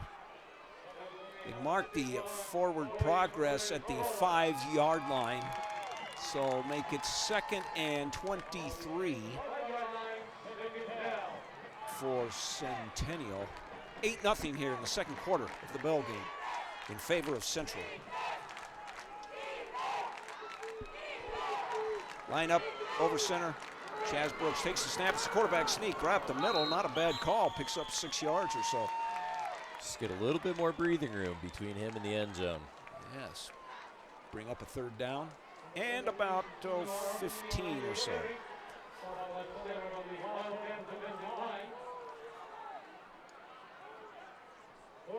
Make it 17. 3rd and 17 now for Centennial. Big play here. They'd like to just get out from the shade of their own end zone a little bit here if they can. I mean, a 1st down would be nice for the Bulldogs, but give them some breathing room. Central, on the other hand, wants to pin them deep. Left. Back, looking to pass deep down the far sideline. Got He's a man. coming back to it. He's got it. Completed. It is completed again to Jose Garcia. Jose Garcia again. The quarterback just threw the rainbow up. Garcia comes back to it.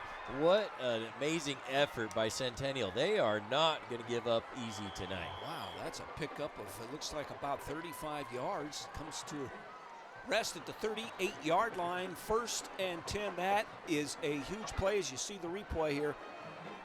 Jose Garcia just went up and got that ball. Gagliano's Italian restaurant and deli. Fumble on the play. Fumble. Central says they have it. Refs are marking it. Central ball. Dayton Block recovers the fumble. Big play by Dayton Block and Central's defense. Central came through big. Right there at the 38-yard line of Centennial. After that long pass play, but hey, got to hold on to the ball. That's right. That's right. It could be those simple mistakes that get you down 2 scores all of a sudden. All of a sudden. Central lining up now. 1st down and 10 from Centennial's 37-yard line. We've got 10:32 left here in the first half with Central up 8-0. There's the snap. 3 to the left. He's going to pass it. Over the middle. He's got a guy. guy. Dropped the ball. He had him open there. No. Oh, that was a tough one. He saw nothing but end zone. Yeah. I think he knew that he had wide open field in front of him, took his eyes off the ball before he secured the catch. LaDamian Davis just could not quite come up with it. Pretty good defense by Jose Garcia there for Yes, it Centennial. was. He tried to jump it, Yeah, but not quite. ended up getting a little bit lucky, I think, that they dropped that one. Brings up a 2nd and 10 for Central from the 38-yard line of Centennial. Shotgun. Centennial trying to stop this. Central. There's a pass over the middle. Got a man. He jukes one guy. Breaks a couple of tackles. It's a good run there. That's LaDamian Davis. Right back to him. Yep, right back to him again. Let's get his confidence back up. We've got 20 yards to go. You can feel it. They're hungry. Yes. Bring up a 1st and 10 at the 22-yard line of Centennial. Central, after recovering a fumble, is marching down into Centennial territory. Here we go. Shotgun. 3 out to the left again. Zion Aguilar, the quarterback, barking out the signals. It's a handoff to the big man. This blocked. is block. He's got room over the left side. Nice gain. Takes 4 Centennial defenders to take down Dayton Block. That guy, I mean, he could just pack him in the end zone on his back, I think. That's a 1st down. Looks like they haven't marked it yet. Down at the 12-yard line. There it is, 1st down. 1st down and 10 from the 12-yard line for Central. leading 8-0. Got 3 wideouts to the right, 1 wideout left. Snap, handoff to Block. The big man picks up 2 yards down at the 9-yard line, being up second down. Tackle made by number 1, Emmanuel Luno.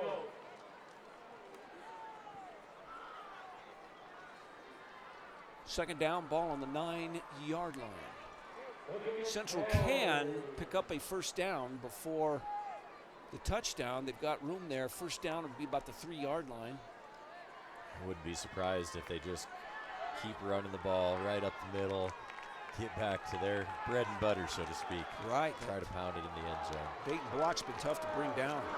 Shotgun snap, looking, Zion Aguilar to his right, looking left. He's going to take it himself. Taking it himself. Breaks a tackle. A hard hit there, right at the 3-yard line. That was Great stop. a pretty good play. Cesenio Augustine with the tackle. Augustine back in there again. Here's a replay. As you see, he had no one left. He had no one right over the middle. He looked, went through his process. And then Zion Aguilar brought down right there. It's third down. Call it third down and 1. A short one. Here's just what you were talking about. They might be able to pick up a first down and only have get them 4 more chances for the end zone. That's right. Big play for Centennial on defense here. Snap, direct to Block, one to his right. He has an opening and dives into the end zone. Touchdown. That's tough to stop right there. Tough to stop. When he gets some momentum and then turns it upfield, it's tough to bring him down anywhere inside of a 3 or 4 yard gain. Yes, touchdown for Central. Dayton Block takes it in. The lead now 14-0 here in the second quarter.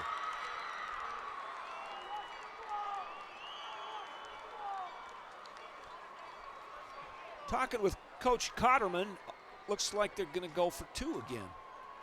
Looks like it. It apparently looks that way. Up 14-0. Feels like they have nothing to lose. Off the right side, you can see Dayton Block just takes it in. Pretty good defense, really. He just is tough to stop. Yeah, he is. Mass in motion. Going for 2. Zion Aguilar in the shotgun. He's got it. He's looking left. He's going to take it. He's got a man. He throws it. Oh, he complete. drops it in the back of the end zone. He dropped it. He had it. He sure did, but 2-point conversion is no good. That leaves the score 14-0 here in the second quarter. It's the second quarter of the KDZA Bell game, brought to you by Dan Corsentino.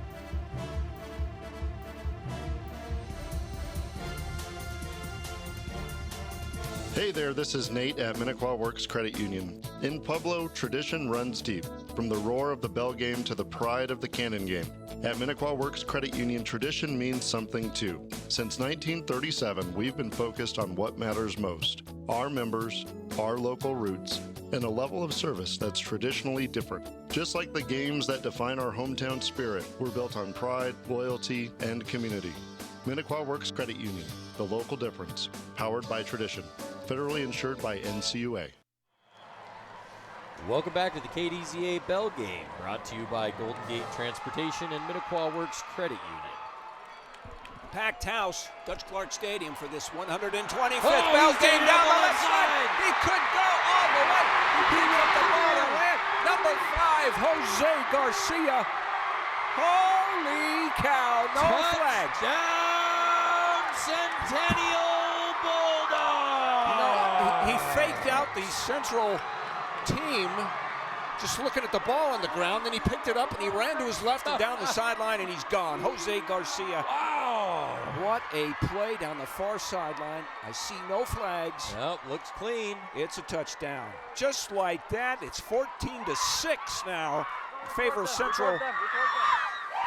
What a way to turn this around. Talk about grabbing a little bit of momentum. I should say so. Man, it's a stunner. And the special Centennial teams. Yes, All right. They make a difference. Centennial's going to go for 2 here, looks like. Lining up for 2 here in the second quarter. Oh, no, they're kicking the extra point.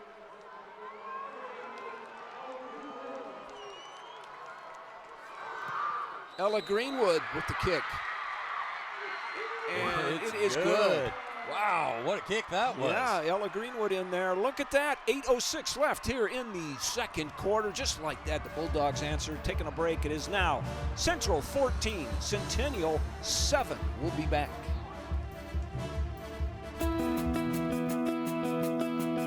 It's hard when injuries keep you on the sidelines. At Golden Gate Medical Supplies, our staff is here to fit you with the support you need to get back in the game. Golden Gate Medical Supplies, 719-569-7361. Hi, I'm Goldie from Golden Gate Medical Supplies. Call, come in, or shop online. It's the KDZA Bell Game, brought to you by Minnequaw Works Credit Union and Golden Gate Transportation. That was Jose Garcia breaking the 5-game goose egg. You're right. Run that they had going. And what a run it was. He just showed the wheels he's got, took it down the far sideline, and then just outran everybody. It went the distance, and you see the score. Absolutely. Central leading 14-7. 8:06 left here in the first half of the Bell game. It's going to give some energy to this Centennial squad. We'll see what they can do on defense. Maybe get a chance to tie it up before halftime. Yeah, see what Central can do Squib as well. kick. Yeah, picked up.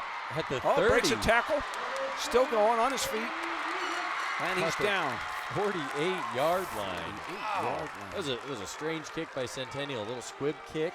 Yeah. And he was able just to snag it right out of the air. That's number 7. But Damian Davis. Returns. So good field position here for Central. Sold out. Central side here. Not a ticket to be had. And Nope. Centennial pretty full on their side as well for the Bell game. And, I think the Centennial, it's filling up even more. I mean, it's just getting a few more red shirts all the time over there. Absolutely, yes. So Central takes over now. First down on their own 48, just about at midfield. With just under 8 minutes left here in the second quarter. There's the snap. A fake handoff to the right, and then a handoff up the middle. Breaks a tackle. He picked up. Oh, he faked out the entire thing. He went all the way, 52 yards on the run. Wow, what an answer right there.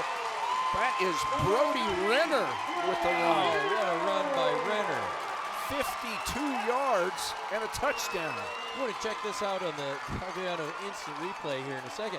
I think Centennial was missing a defender out there. He was trying to sprint in from the sidelines. I'm pretty sure it was a defensive tackle. They ran it right at that gap before he could get there. It was wide open. Yeah. He had broke one tackle to stop him. He broke one tackle and he was gone. And just like that, it's 20-7 Central here in the second quarter. Going for the extra point now. And there's a whistle. There's a flag on the play. Prior to snap, encroachment on the defense. Half the distance goal, try for point. They got him again. They're going to go for 2. Bear Steiduhar, the place kicker, was out there to kick, but they've taken him off the field. Yep, the offense is back on there now for Central, going for 2. I mean, why not? That's right. Get a little closer. Absolutely. Worked once, might work twice. Absolutely. Here we go, up to the line of scrimmage. Zion Aguilar under center. Barking out the signal, snap, handoff. Double handoff, reverse. What a play that was. Walks it in. Wow, that's Jaden Valerio for Central, takes it in. That was a clean-looking reverse. Man, that was nice, wasn't it? Flawlessly executed. 22-7 Central here in the second quarter of the Bell game. We'll be back. DC Private Investigations and Security Consultants brings decades of experience in public safety, school security, executive protection, and crisis management. I'm Dan Corsentino, former elected sheriff in Pueblo County and former police chief in Fountain, Colorado. At DC Security and Private Investigations, our mission is clear. We provide safety through enhanced security. DC Private Investigations and Security Consultants. Visit dancorsentino.com today. Yes, welcome back to the second quarter. Again, brought to you by Dan Corsentino. Thanks, Dan. We want to thank our MVP sponsor, Pueblo Lock Dock. Your security is our priority, Pueblo Lock Dock. They're going to run it to the left again. We're going to see if we can break another one open. Oh, man, that's the man, Jose Garcia, all the way out to the 34-yard line. I think that the special teams feels like they found something on the left side. I guess. There's another flag. Once again, the story of this game has been a lot of flags. See what we got here. During the return, holding number 23 of receiving team. 10-yard penalty, first down, Centennial.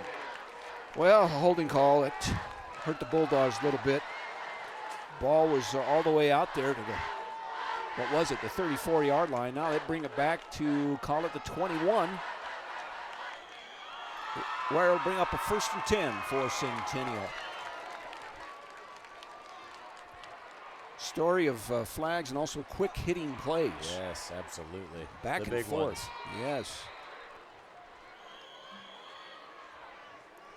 Timeout. Before the play. Timeout. Centennial. First charge timeout of the half. Let's take another break. Central up 22-7 here in the second quarter. Dutch. Hey there, this is Nate at Minnequaw Works Credit Union. In Pueblo, tradition runs deep. From the roar of the bell game to the pride of the cannon game. At Minnequaw Works Credit Union, tradition means something too. Since 1937, we've been focused on what matters most. Our members, our local roots, and a level of service that's traditionally different. Just like the games that define our hometown spirit, we're built on pride, loyalty, and community. Minnequaw Works Credit Union, the local difference, powered by tradition. Federally insured by NCUA. We're back here at Dutch Clark Stadium. There you see the score, 22-7. Central in the lead over Centennial. 7:40 left here in the second quarter. Centennial takes over the ball, 1st and 10 at their own 22-yard line. Oh, we got a flag. Yeah, Central. Another flag. Encroachment.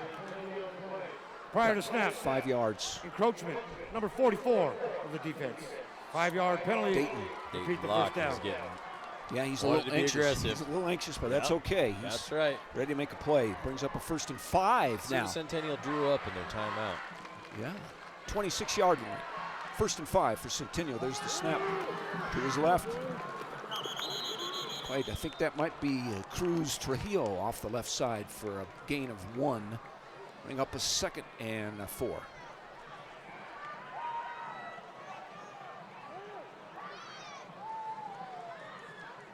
Cruz Trujillo, not big in stature, but huge in heart, as we've been talking. Yes.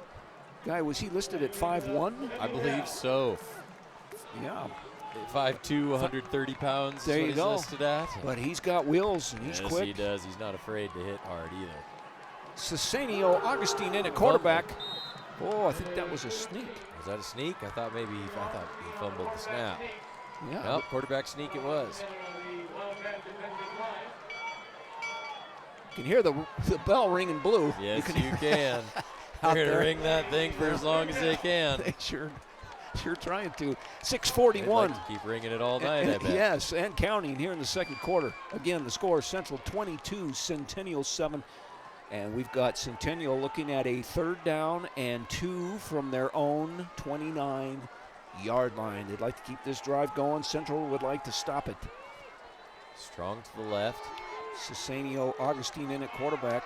Another quarterback sneak. It's kind of like the tush push Yeah, almost. A little bit, their own version of the tush push. They've got 3 in the backfield, and boy, they follow the quarterback right up and see if they can surge the pile forward. Well, it appears to have worked. Oh, I don't know. I think they're calling him short. Yes, 4th and inches. I thought he had that. I thought he did too. What do you call here, Coach? From your own 30-yard line, they're going to punt. It's 4th and inches, really.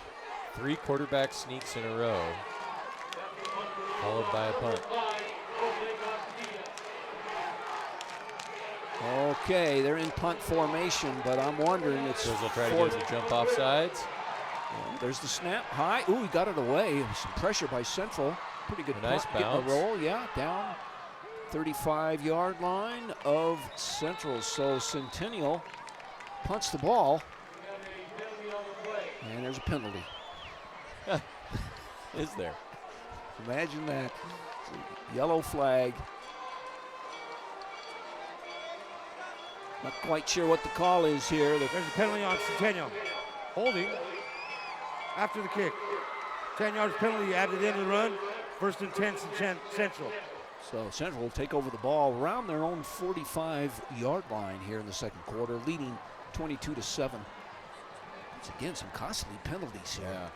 I know they're playing hard both sides, but a lot of times these bell games, they're turned either way by penalties or big plays. The holding penalties on Central, number 24. Okay. There we go. Holding during the run. Went at 10 yards back to the end of the run. 1st and 10, Central.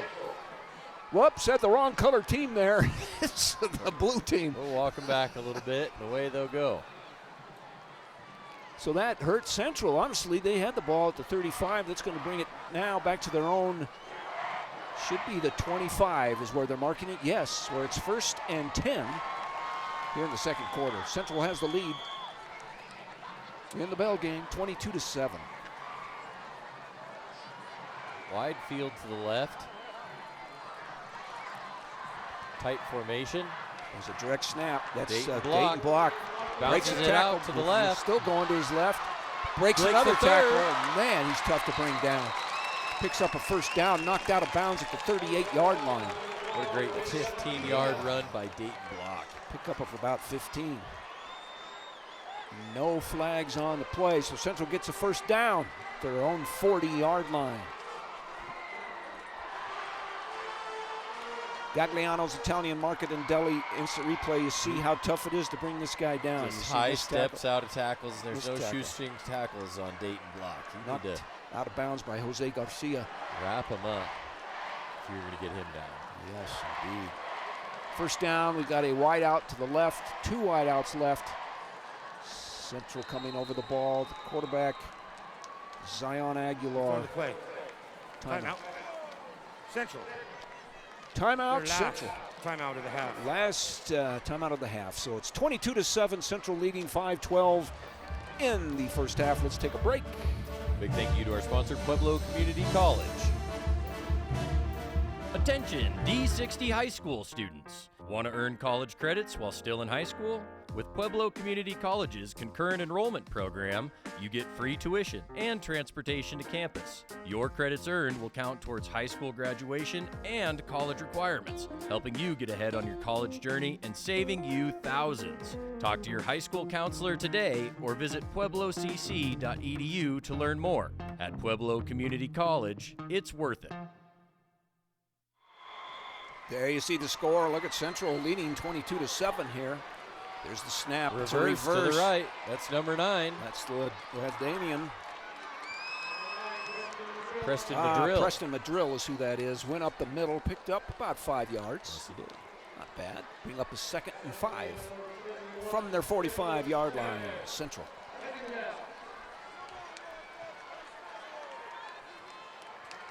Lining up. Wide out to the right.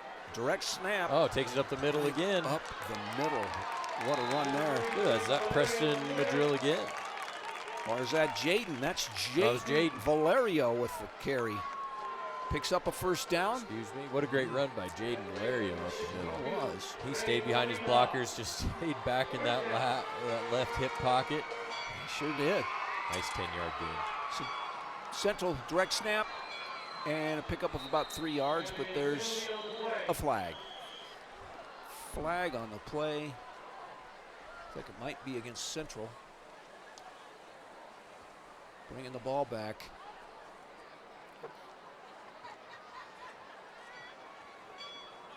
They're going to confer.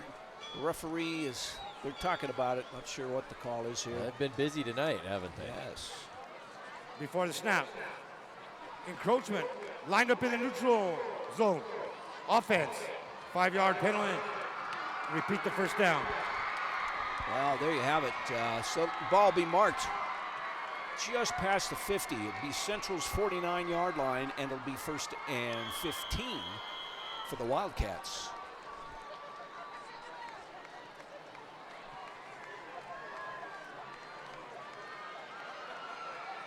Direct snap, off to his left, up the middle. That's the quarterback, Zion Aguilar with the run. Picks up about Centennial 5. still swarming to the ball, tackling well. They are not giving up. They are not. Central keeps driving the ball, brings up a 2nd down and 10 now. Still a long ways to go. See if they can capitalize on that earlier penalty. Snap over the right side, picks up 3 yards. Dayton block out to the right side. That'll bring up a 3rd down now and about 6 yards for the Wildcats. Clock's moving, 3:33 and counting here in the first half of the 125th Bell Game live from Dutch Clark Stadium. Sure glad you're with us here this evening. Yes. Got a lot of viewers on Facebook. What do you think? Let's get some score predictions dropped into the chat. What are we thinking? Zion Aguilar rolling to his left. It's a pass complete. Very nice play. Zips it in. What tight triple coverage. Man, yeah, what a pass and catch. LaDamian Davis with the reception. Check this out on the Gagliano's Italian Market instant replay. Chucks it down. Traffic all over the place. What a grab. Picks up about 20 yards or so. It's 1st down and 10 from the 30-yard line. Central on the move here. 3 wide out to the right. Shotgun, there's the snap. Looking to his right. Oh, avoids a sack. Avoids another sack up the middle, and Centennial swarming defense there, but picks up about 4 yards. Glad to get back to the line of scrimmage on that one. Absolutely. Let alone some positive yards. Gagliano's Italian Market and Deli replay. You see Zion, he's looking to pass. Zion Aguilar, the quarterback. Breaks a couple tackles there, but then swarm down. Pick up a 4.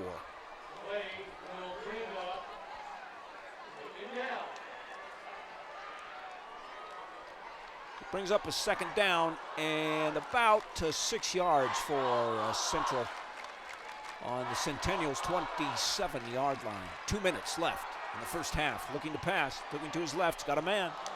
And it's incomplete, but yes, when you know it, it's another flag. Yellow hanky is on the floor again. 4 wide receivers all ran some short comeback routes. He had a guy open, tried him, just couldn't hang on to the ball. It was a little bit outside. Let's see, what do we have for a flag this time? During it's the like play. In the area of holding. Holding. Number 53, Central. 10-yard penalty. Repeat the 2nd down. 10-yard holding penalty on Central. Yep, Giovanni Di Herrera had a little hold there. So that'll bring up a 2nd down. 2nd and about 17, I believe. That's what it looks like, sure enough. From the shotgun, Central. We'll try it again. Zion Aguilar, the sophomore quarterback, doing a fine job back there for Central. There's the snap. Oh, they got him again. I think they did. Another one. Let's see. Prior to snap. False start. Number 5 of the offense. Wow. 5-yard penalty. Repeat the 2nd down. A little anxious. Get going for a little Central. bit. Cost him another 5 yards. Just a minute 40 left in the game. In the half. Or That's all right. In the half. Excuse me. That's right. 2nd down. Excuse me. 2nd down, about 20. Back to pass, looking over the middle, going deep. He's got a man wide open, and it's caught. It's caught there. You can't tell who the receiver is. Is that LaDamian? That's Preston Madrill again Preston downfield. Madrill. He was wide open Yes, over the he middle. was. And Aguilar hit him in stride. If he could have kept his feet, he would have gone into the end He'd zone. have walked right in. He had his guy beat by 10 yards. Here's the replay. I mean, he had to make the catch, so I don't fault him, but 10-yard line now. 1st down, and it's a 2-yard gain for Central. Clock's ticking with just about a minute now left in the first half. 22-7, Central leading. See what the Wildcats end up doing here for some clock management. They're going to want to run it down as far as they can, but give themselves plenty of time to score at the same time. Sure enough. 2nd down and 8 from the shotgun. Central. Hand off to the big man. That's He's going to block. take it He in. takes it in from 8 yards. Touchdown Wildcats. With 45 seconds left in the half, it is now 28-7, Central in the lead. Big senior Dayton block. He is a load. Yes, he is. Here's the replay. You can see right up the middle. Nobody there. You could have drove a semi through there.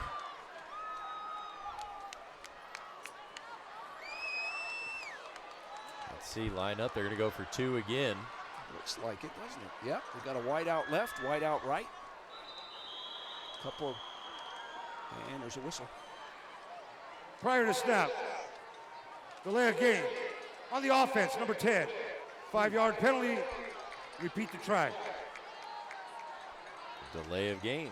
There might be some kind of a record for flags in a think bell it game. could be. I think it could be. We have that stat handy. Man. So they're going to go for it. Zion Aguilar in the shotgun, barking it out. We've got a man in motion. Fakes the handoff. It's a pitch.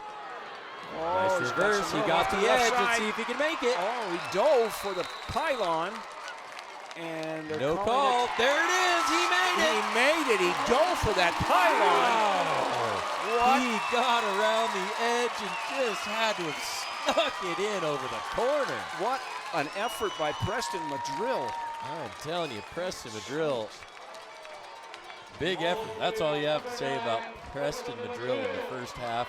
Big effort at every turn.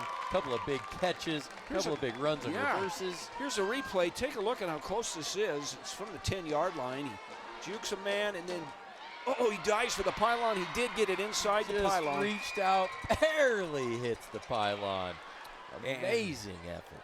Makes it 30-7 Central in a game that's a little closer than that score might indicate. Yes. 30-7, Central leading with 45 seconds left here in the first half. Lined up for the kickoff.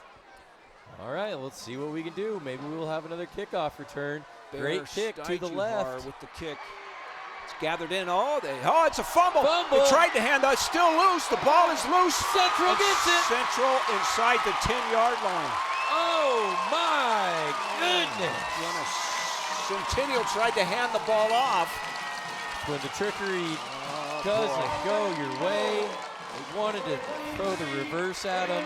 I understand what they were trying to do. Jaden Valerio with the recovery. Oh, that was massive. Was not able to handle the exchange on that reverse. Wow. Central takes over at the 8-yard line. 1st and goal. Timeout. Centennial. Centennial's going to think about this. Let's take a quick break here. We'll be back with the bell game with Central leading over Centennial 37.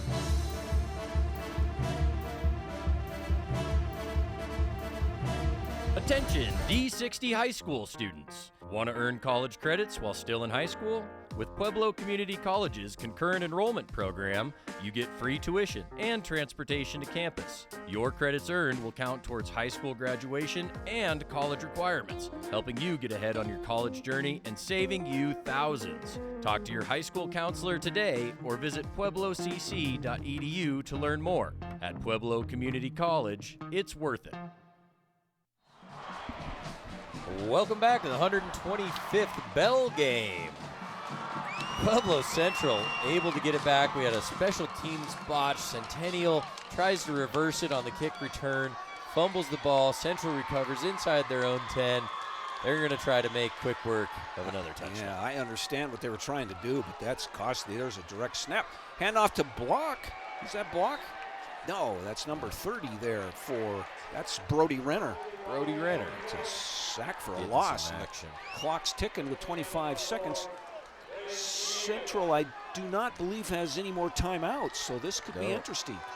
Hurry up snap offense. to Block, the big man. On the right side, he down makes at it the to the 5. 14, 13, and counting. Central has no timeouts left. 10, 9, They're trying to line up from the 6-yard line now. Second down. They're going to get it off. One more play. And it's blocked. Block If they can again. get it, Here he goes! With no time on the clock. Dayton block again. No time on the clock. And he runs up the middle and scores. 36-7 now, Central in the lead. That ends the first half of the KDZA Bell game with coverage brought to you by Golden Gate Transportation, Minnequaw Works Credit Union. Of course, we've got the extra point coming up as well. Man, I tell you, that was a costly turnover. Going for 2. Next snap, and there's a flag. Oh, another flag. On the try, the 2-point conversion. Prior to snap. False start. Number 23, the offense. 5-yard penalty. Repeat the try. Well, Centennial can take quite a bit from this first half. It ended in a tough way. I mean, Central took advantage. Give credit to Central. We're going to try the extra point now. We're going to place the ball at the 15-yard line, so it's a 25-yard extra point for Bear Steijuhar, the place kicker for the Wildcats. It's up, it's on the way, and it is good. Good. So that's how we end the half. 37-7 Central. We were going to try to get the Centennial coach swear engine real quick if we can get a word from him. See if we can gather him up. I'm not sure we can get him. They're running off the field. What a first half at the Bell game. I still think it's a lot closer than that score might indicate. Oh, it absolutely is. You know, really until we were halfway through that second quarter, Centennial was hanging on. They were competitive. They're hitting hard.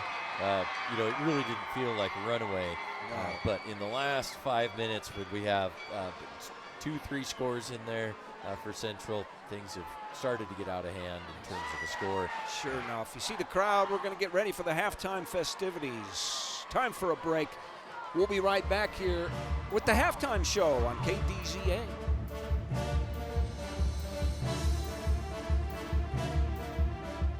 This fall, the Friday night lights shine brighter than ever, and CNC Disposal is proud to be on the field. CNC Disposal is honored to sponsor the opening night showdown, the legendary Cannon game, and the historic Bell game, celebrating the teams, the traditions, and the fans who make Pueblo great.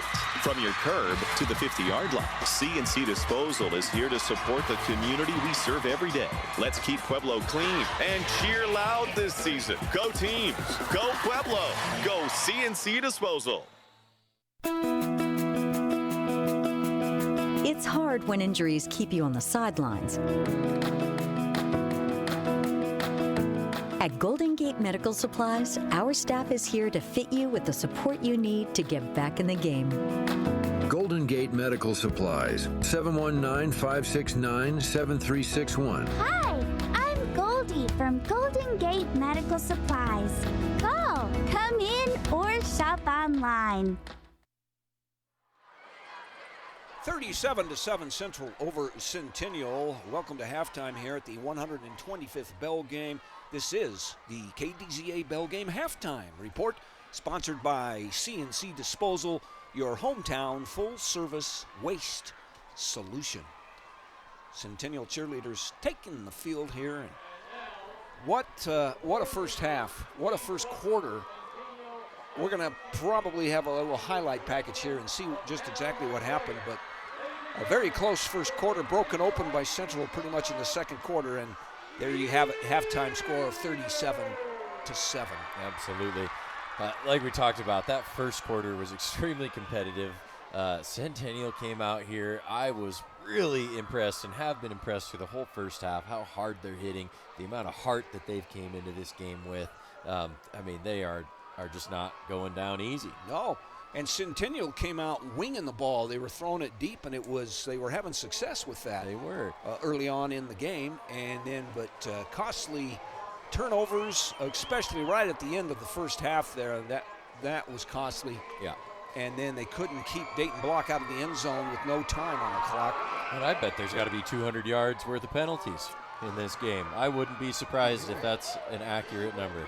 And I was just going to mention that if we can find out the record for flags in a Bell game, I mean, there were a lot of flags in that first half. Yes, there were. See Centennial cheerleaders. You can see the crowd. It's packed, as always. Yes, it is.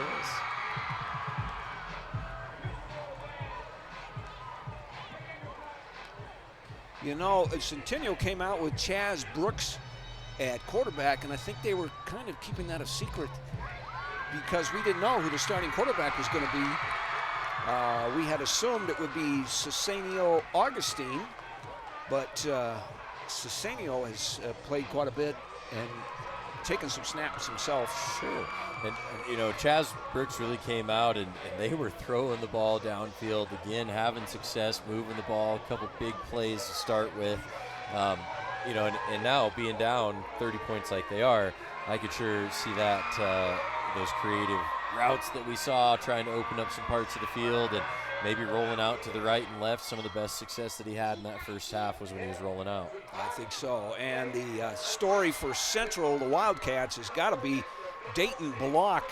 That he's been really tough to stop for Centennial. He's a great running back. Dayton Block in the red zone is an absolute threat. Anytime he touches the ball. Yeah, that's a fact.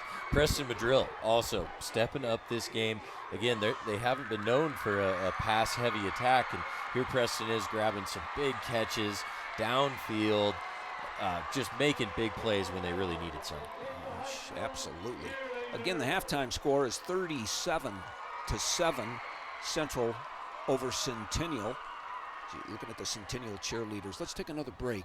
Why don't we do that? We'll be back with more of the halftime festivities here. KDZA Bell Game brought to you by Minnequaw Works Credit Union and Golden Gate Transportation.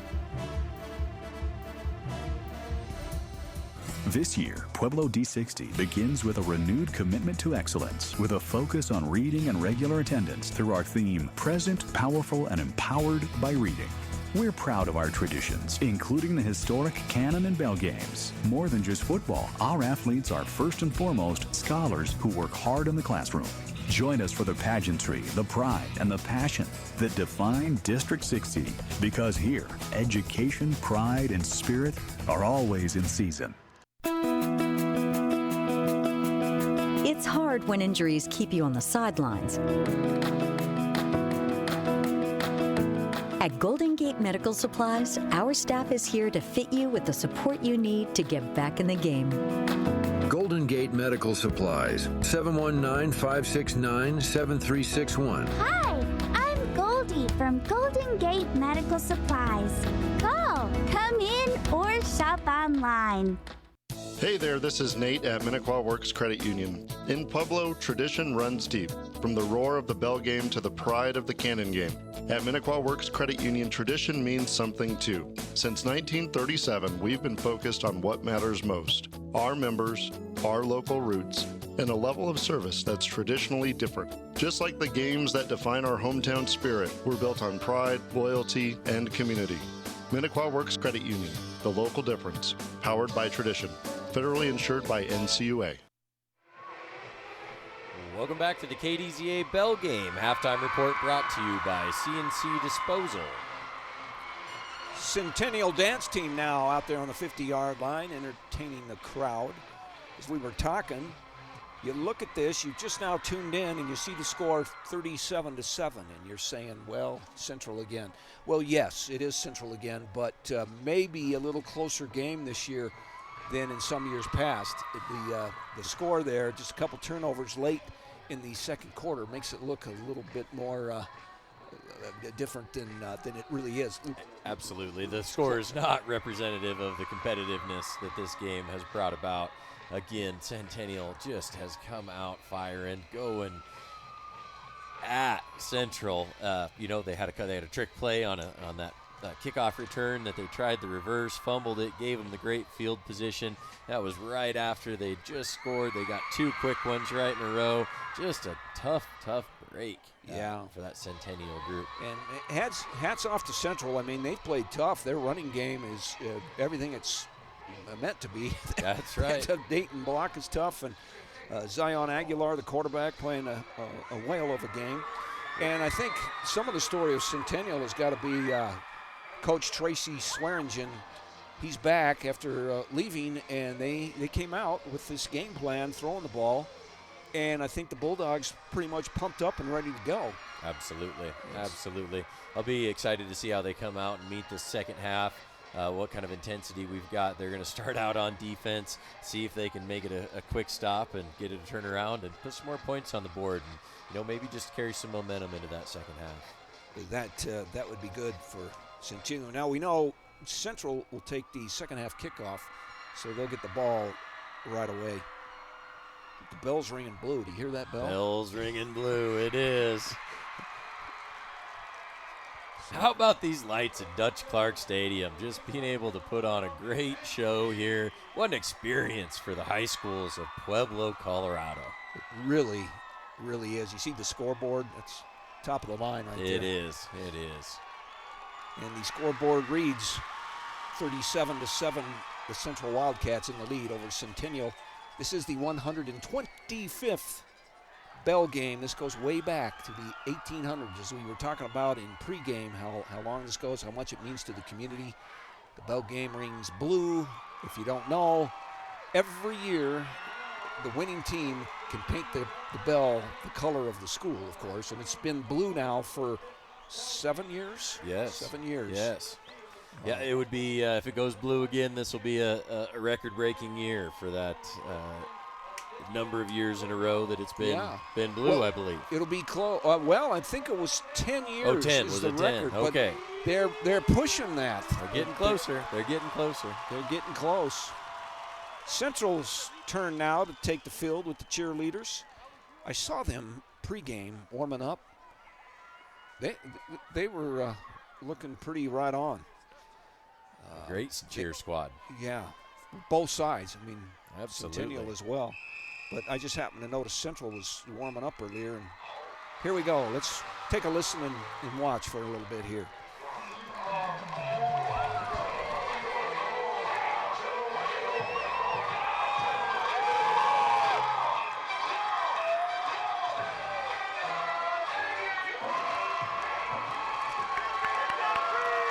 All right, Central cheerleaders at the 50-yard line putting on a show, and we do have a highlight package that we want to show some of the highlights from the first half. Quite a few, if you take away the penalties. Absolutely, there were a ton of big plays in the first half.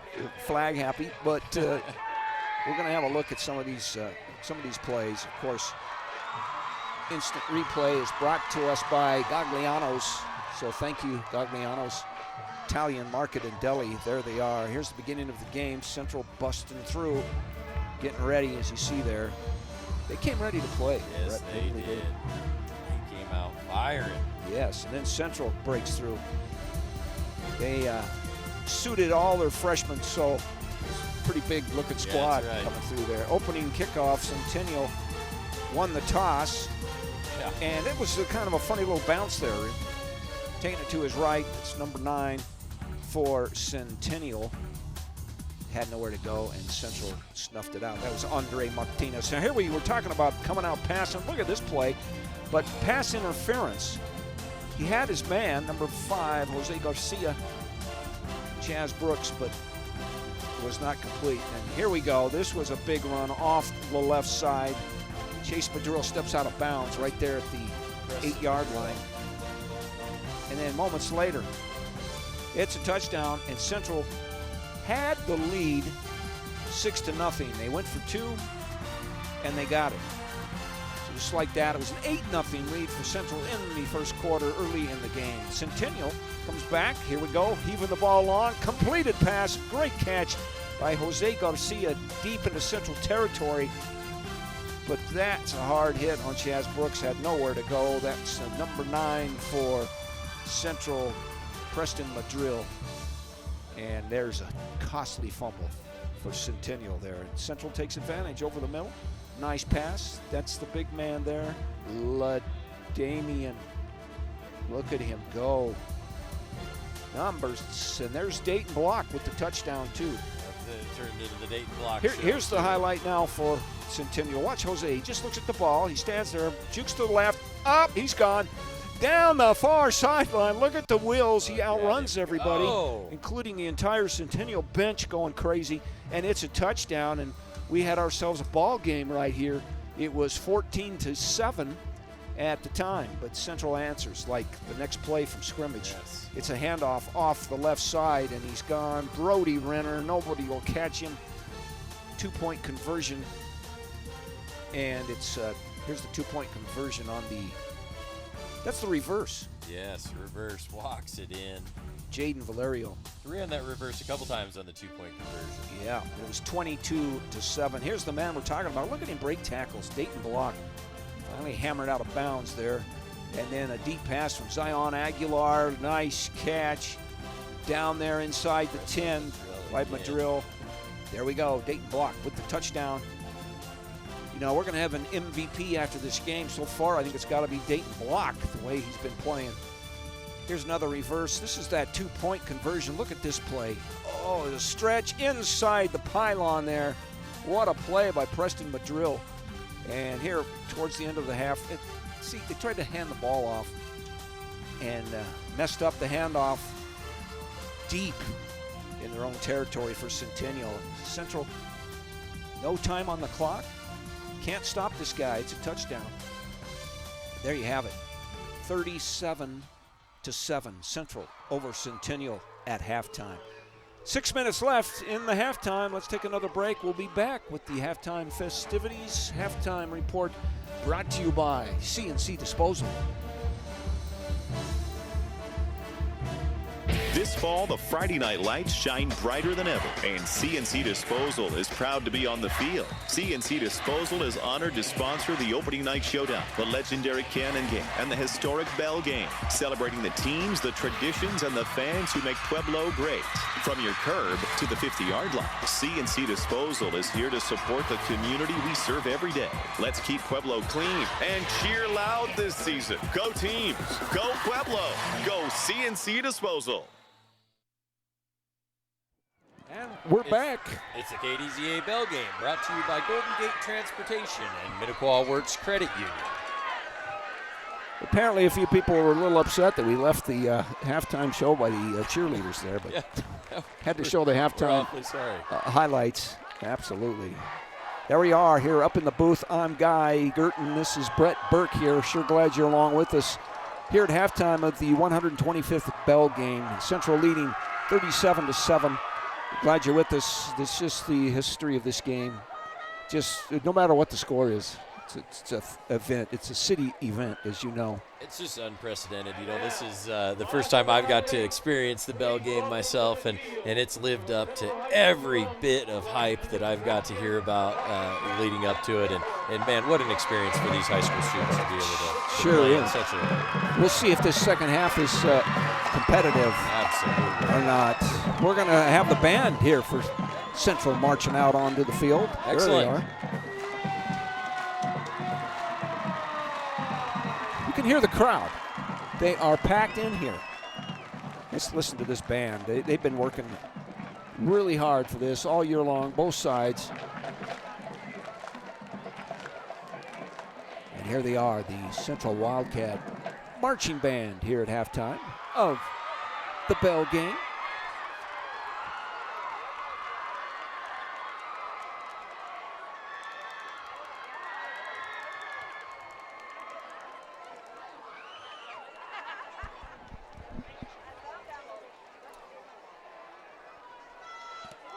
Minutes, 45 seconds left of halftime. Again, your Wildcats lead 37 over the Bulldogs 7.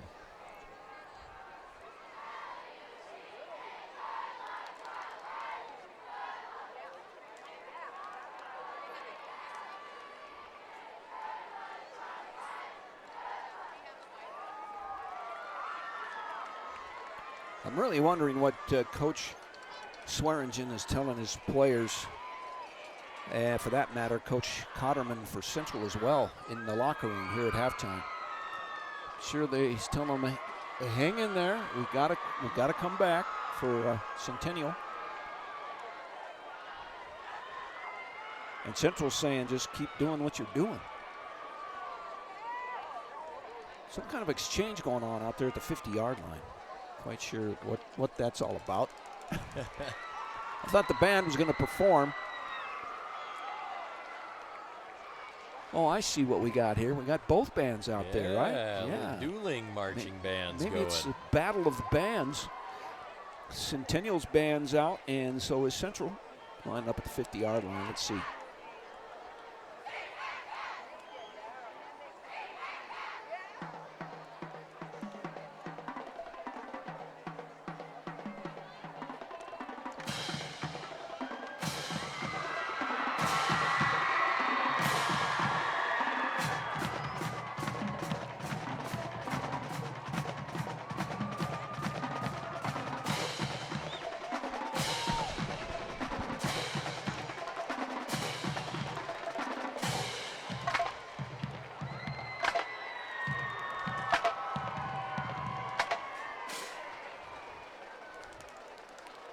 It's like a drum line there.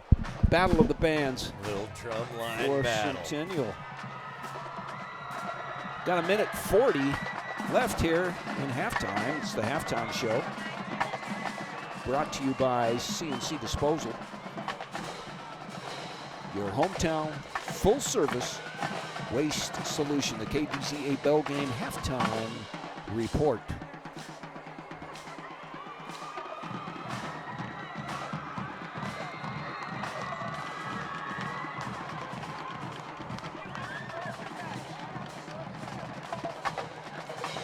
You know, they have a little extended halftime for the Bell Game so that cheerleaders and dance squads and bands can perform. 55 seconds left here on the clock. Again, Central leading 37-7 over Centennial. Teams are coming out of the locker room. Drumline battle's getting aggressive. It is.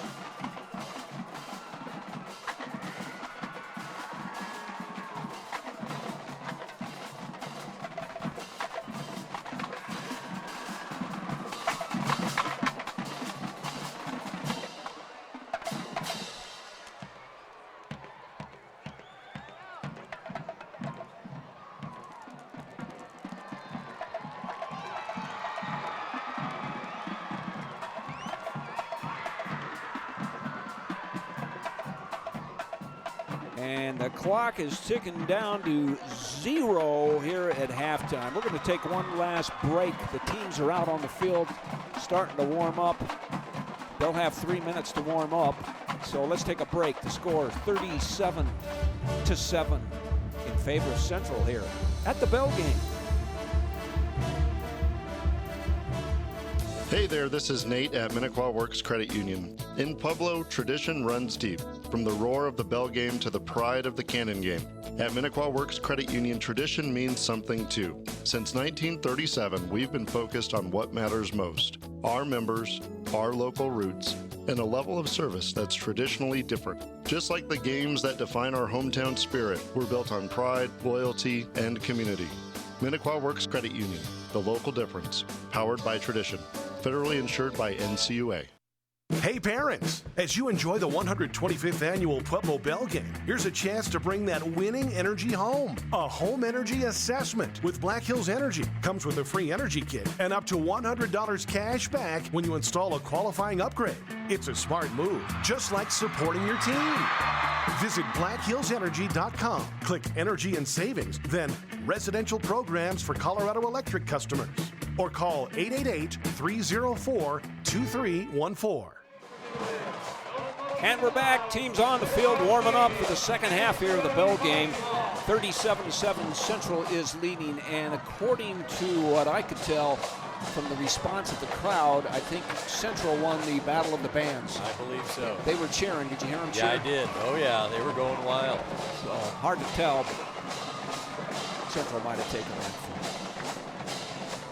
So what does Centennial have to do now in this second half? What do you think? We'll figure out a way to stop Dayton block. Absolutely. You know, up 30 points I'm gonna take a wild guess that Central's gonna get run heavy in the second half, or continue to be run heavy, I should say.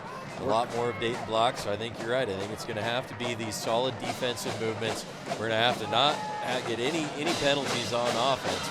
They're gonna have to really clean that up and be able to move the ball, and they've been able to do that. They've been able to move the ball. It's really been the penalties and the mistakes that have cost them to have to punt the ball or turn it over. Yeah, you're exactly right.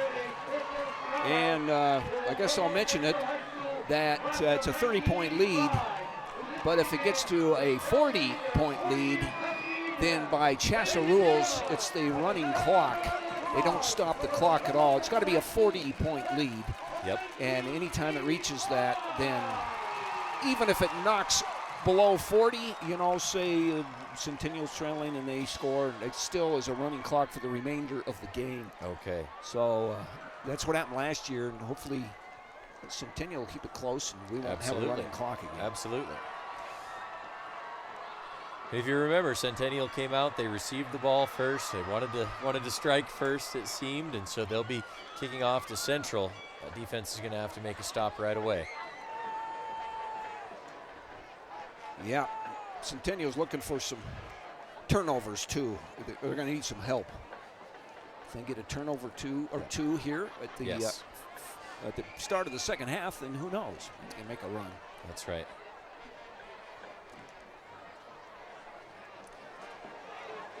All right, back deep to return for the Wildcats.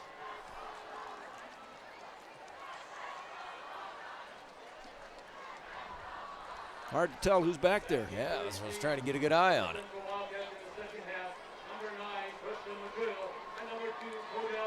There you go. Preston Madrill is back there. And Hayes is back there for Central. Here we go. Centennial lining up the ball, ready to kick to start this second half of the 125th Bell game. There it is. Kicks on the way. It's a short kick, gathered in at the 22 and right up the middle. Oh, he's got a wall of blockers. That's Preston, I believe. Brought down at the 40-yard line. Central take over. 1st and 10 from their own 40-yard line.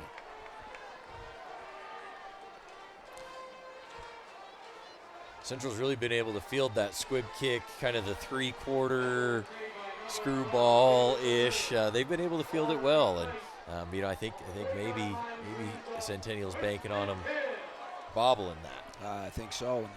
It hasn't worked yet. It's only resulted in good field position for the Wildcats. Delaying the game here a little bit. I think they're looking for another football is what they're doing. Maybe that football's going flat or something. I don't know. Who's got the game ball?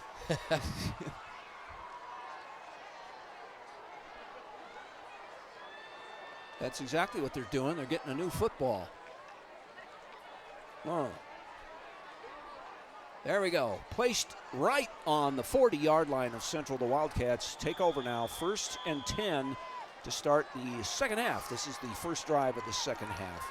4 out wide. Aguilar. He drops back. Oh, going deep right away, and he's got Swinging a man. Down the middle. Just caught. What a play down in the 12-yard line. Man, is that hitting fast or what?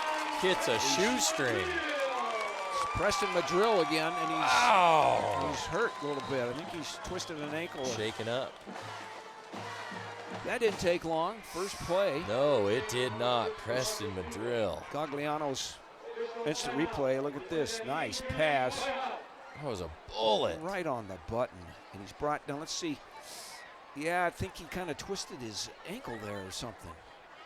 Well, we're going to take a break, an injury break. We'll let you know about Preston Madrill. We'll be right back here at the Bell game. Central leading 37-7.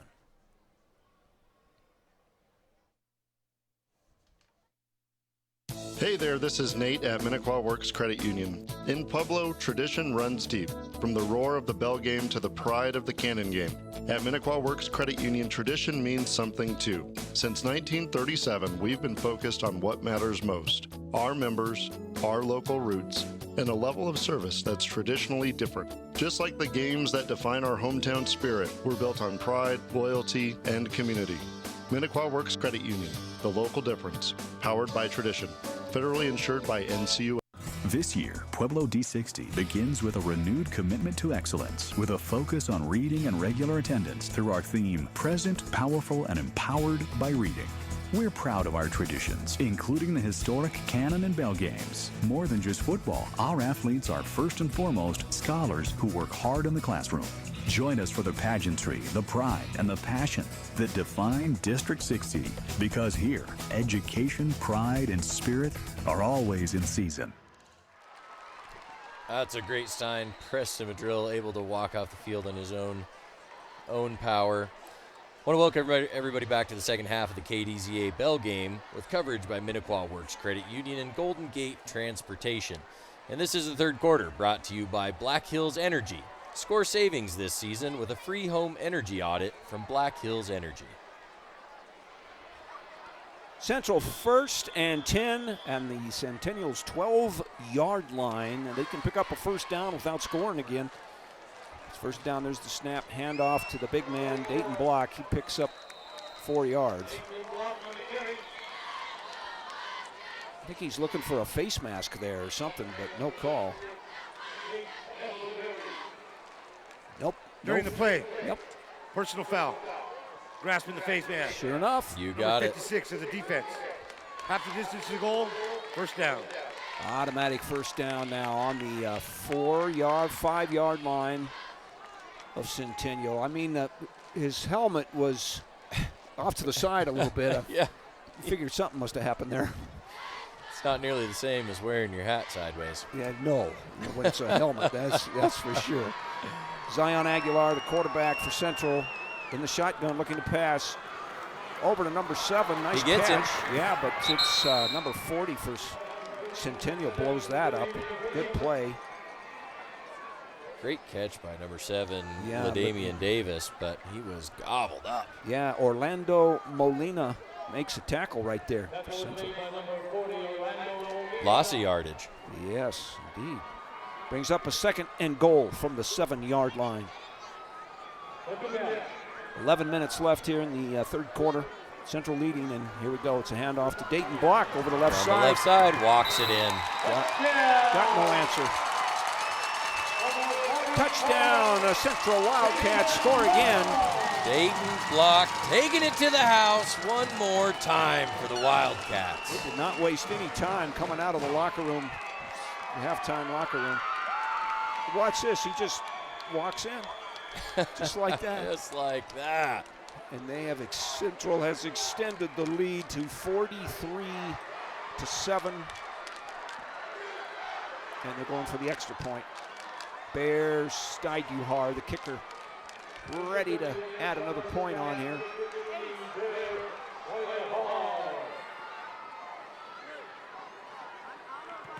It's blocked. It's blocked. Yeah, what do you know? It's blocked by Centennial, so that leaves the score 43-7 Wildcats over the Bulldogs. 10:58 left here in the third quarter. It's the KDZA Bell game, brought to you by Golden Gate Transportation and Minnequaw Works Credit Union. This year, Pueblo D60 begins with a renewed commitment to excellence, with a focus on reading and regular attendance through our theme, Present, Powerful, and Empowered by Reading. We're proud of our traditions, including the historic Cannon and Bell Games. More than just football, our athletes are first and foremost scholars who work hard in the classroom. Join us for the pageantry, the pride, and the passion that define District 60, because here, education, pride, and spirit are always in season. Welcome back to the third quarter, brought to you by Black Hills Energy. Central just scoring a touchdown, makes it 43-7 now in the third quarter. Centennial desperately needs to answer right here with something. All right, let's see if they try to bring it up that left side again. Blocked extra point. Here we go now. Boom. He's hesitating. Yeah. Jose Garcia. He's looking for an opening there. He was shuffling around, hoping something would open up. But not bad field position here. About the 27-yard line for Centennial. Yes, 27-yard line. They'll take over now. 1st and 10 for the Bulldogs. See if they can get something motoring here in the third quarter.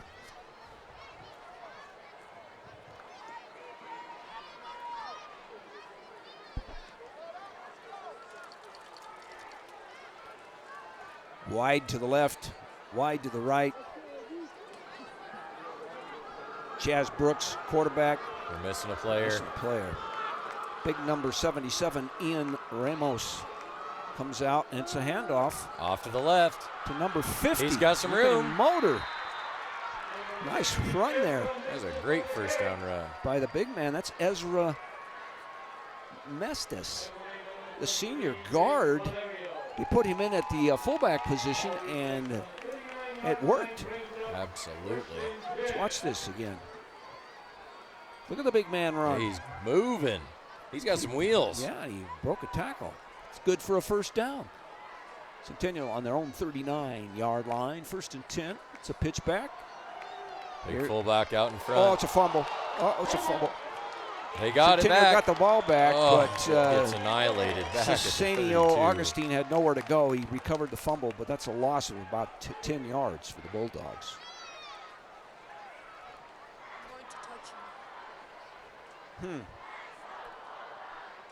No flag on the play, so that brings up 2nd down and call it 15. Yep. From the 34-yard line of Centennial. Bulldogs desperately trying to get something going here. They're in the shotgun. Chaz Brooks, senior left. quarterback. Bringing the blitz up the Looking middle. right, going deep down the right side. Off the fingertips there. It was close. That play has worked for them a little bit. It has. Yeah, just out of reach for number 10, Braden Donisthorpe.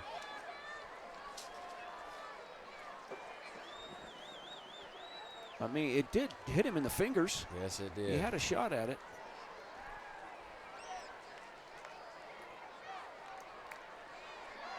Third down for Centennial. 3rd and about 6 yards in the shotgun again. Chaz Brooks looking to his left, finds a man. It's complete. He's surrounded by blue jerseys. Man, he tried to gain some extra yardage, Jose Garcia, and he went backwards. So it makes it 4th down and 3. I think Centennial has to go for it here. Pretty much. I don't think they've got much of a choice, to be honest with you. 4th and 3 for Centennial now. Yeah, they had some. They're going to punt. Looks like the punting unit is coming out.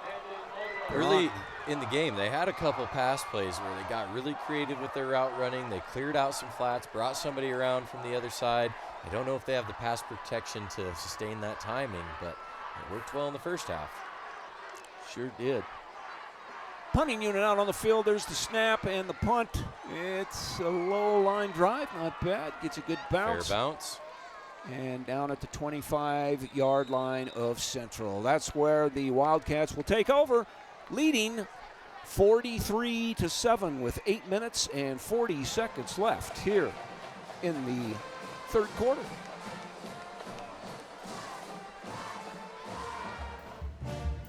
Hey there, this is Nate at Minnequaw Works Credit Union. In Pueblo, tradition runs deep, from the roar of the bell game to the pride of the cannon game. At Minnequaw Works Credit Union, tradition means something too. Since 1937, we've been focused on what matters most: our members, our local roots, and a level of service that's traditionally different. Just like the games that define our hometown spirit, we're built on pride, loyalty, and community. Minnequaw Works Credit Union, the local difference, powered by tradition. Federally insured by NCUA. Welcome back to the KDZA Bell Game, brought to you by Minnequaw Works Credit Union and Golden Gate Transportation. Central looking downfield. They want to add more.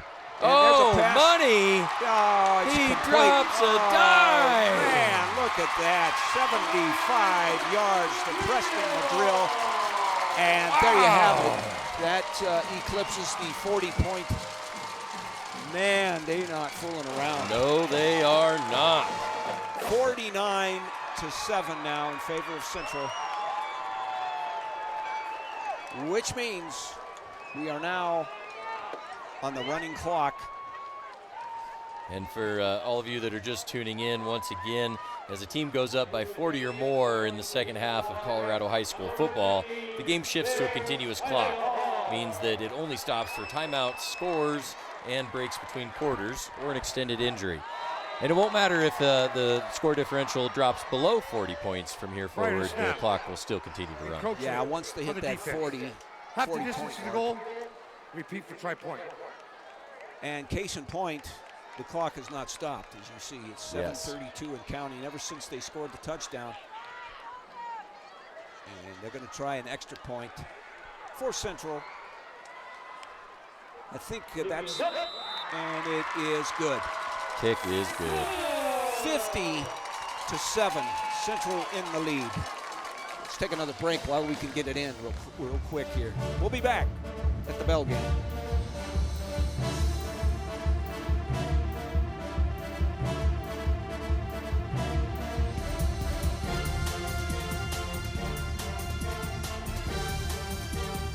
Need internet that won't quit? Go local. Go Seacom. Serving Southeast Colorado for over 25 years, Seacom delivers blazing fast fiber and rock-solid wireless built for your home, your business, your life. No overseas call centers, just local support from people who live where you live. Fast, secure, always on. Join the hundreds who trust Seacom to keep them connected 24/7. Visit Seacom.net, SECOM.net, Seacom.net, and get the internet you deserve. Powered by your hometown team. Welcome back to the third quarter of the bell game, brought to you by Black Hills Energy, our third quarter sponsor. Central kicks it away. Centennial does not field the kick. We'll take it as a touchback. Again, we've got a running clock rule as the Wildcats go up 50-7 over the Bulldogs. The clock will continue to run the remainder of the game, except for between quarters and for extended injury timeouts.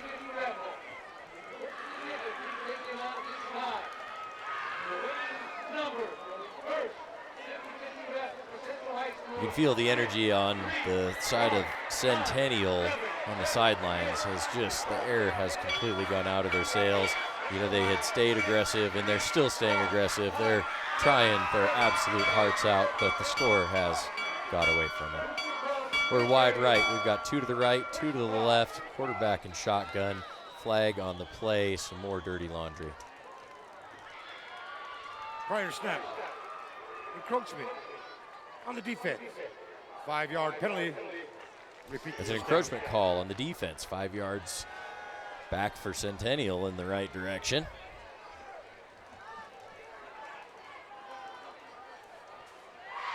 Here we go, shotgun start, drops back, passes to the right, over the middle, passes incomplete. Just a little bit low and out of reach for number 14, Ricky Cordova. It'll now be second down and about 5. And you know, they came out throwing the ball in the second half, and I'm thinking that was the plan, to get that 40-point lead, and they've done it. As they're leading now by, what's my math? That's 43, right? I think some quick math, yep. 43 points. And you had mentioned Centennial trying to move the ball here. You're going to run the option. He pitches it to the right. Not bad. Turns upfield. A nice gain of about 4 yards, maybe a 4.5. Yeah, I think that's Cruz Trujillo there on the run. I believe it's who that was. I wanted to mention that you were talking about the running clock. Yes. And I'm going to looks like it's about find it here. 4th and 1 now for the Bulldogs. 4th and 1, they're going for it. And you might be wondering the purpose of this, and I'll let you know here after this 4th and 1 play. The Bulldogs, they're going to go for it. They might as well. I mean, it's quarterback sneak. And it looks like he's got it. Yep, over the 30-yard line. Be a 1st and 10 for Centennial. The purpose of the running clock prevents blowouts from dragging on is the main one. Protects players from unnecessary fatigue or injury in a hopeless game is what the word is here from CHSAA, and keeps scheduling and stadium use on time. So that's the reason, the main reasons for a running clock. which we now have. It's 3 minutes and counting in the third quarter. Centennial has the ball on their own 31-yard line, 1st and 10. Running out of shotgun, 2 split out each direction, looking to his left. He's going to roll to the left. Yeah, he's rolling. He finds it. He's going to run. Receivers are scrambling. He's going to take it himself. Yeah, that's Chaz Brooks out of bounds. The 37-yard line, a pretty nice pickup of about 7 yards. I want to thank our few sponsors while we have a second. I want to thank our KDZA Bell Game sponsors, brought to you by Golden Gate Transportation and Minnequaw Works and Credit Union, as well as our third quarter sponsor, Black Hills Energy. That's the Gagliano's Italian Market and Deli replay there. You saw a pretty nice run by Chaz Brooks of the Bulldogs. So the ball spotted on the 37-yard line, 2nd down and 4 for Centennial. Pitch out again. It's a fumble. Gets away. It's recovered. Whew, I tell you, that's Samuel Lucero for Centennial. Jumped on the ball. He was alert. Yes, he was. Tough turnover if that would have happened. Minute 54 and counting. Absolutely. Wildcats were they were swarming down on him. I think he lifted his head up, looked downfield, missed where the ball was. Looked like a pitch might have been a little high as well. Yeah, that turns out to be a loss of, call it about 7. It's going to be 3rd and 11 now for Centennial. A minute 30 and counting to the end of the third quarter. Central leading 50-7 over Centennial. Snap, looking to his left, going deep. He's got a man down there. He has him. It's complete. Central not giving up. On the 37-yard line. I should say Centennial not giving up. What a catch. Tosses the rainbow, catches it like a pot of gold on the other side. That's Jose Garcia for Centennial. Here's the replay. Look at this pass. Oh, it was a great pass. I mean, he dropped it in right over the top. Amazing pass and catch. Bulldogs aren't about to give up. 44 seconds and counting. Here we go. Ball on the 38-yard line of Central. 1st and 10 for Centennial. Over the ball. Here he is. Chaz Brooks. Handoff up the middle. He's got some. Oh, he's got a lane. Yeah, he does. Picked up 6 yards there. Nice run by Samuel Lucero of the Bulldogs, junior running back. I want to thank a couple more sponsors, Pueblo School District 60, as well as our MVP sponsor for the evening, Pueblo Lock Dock. Your security is our priority.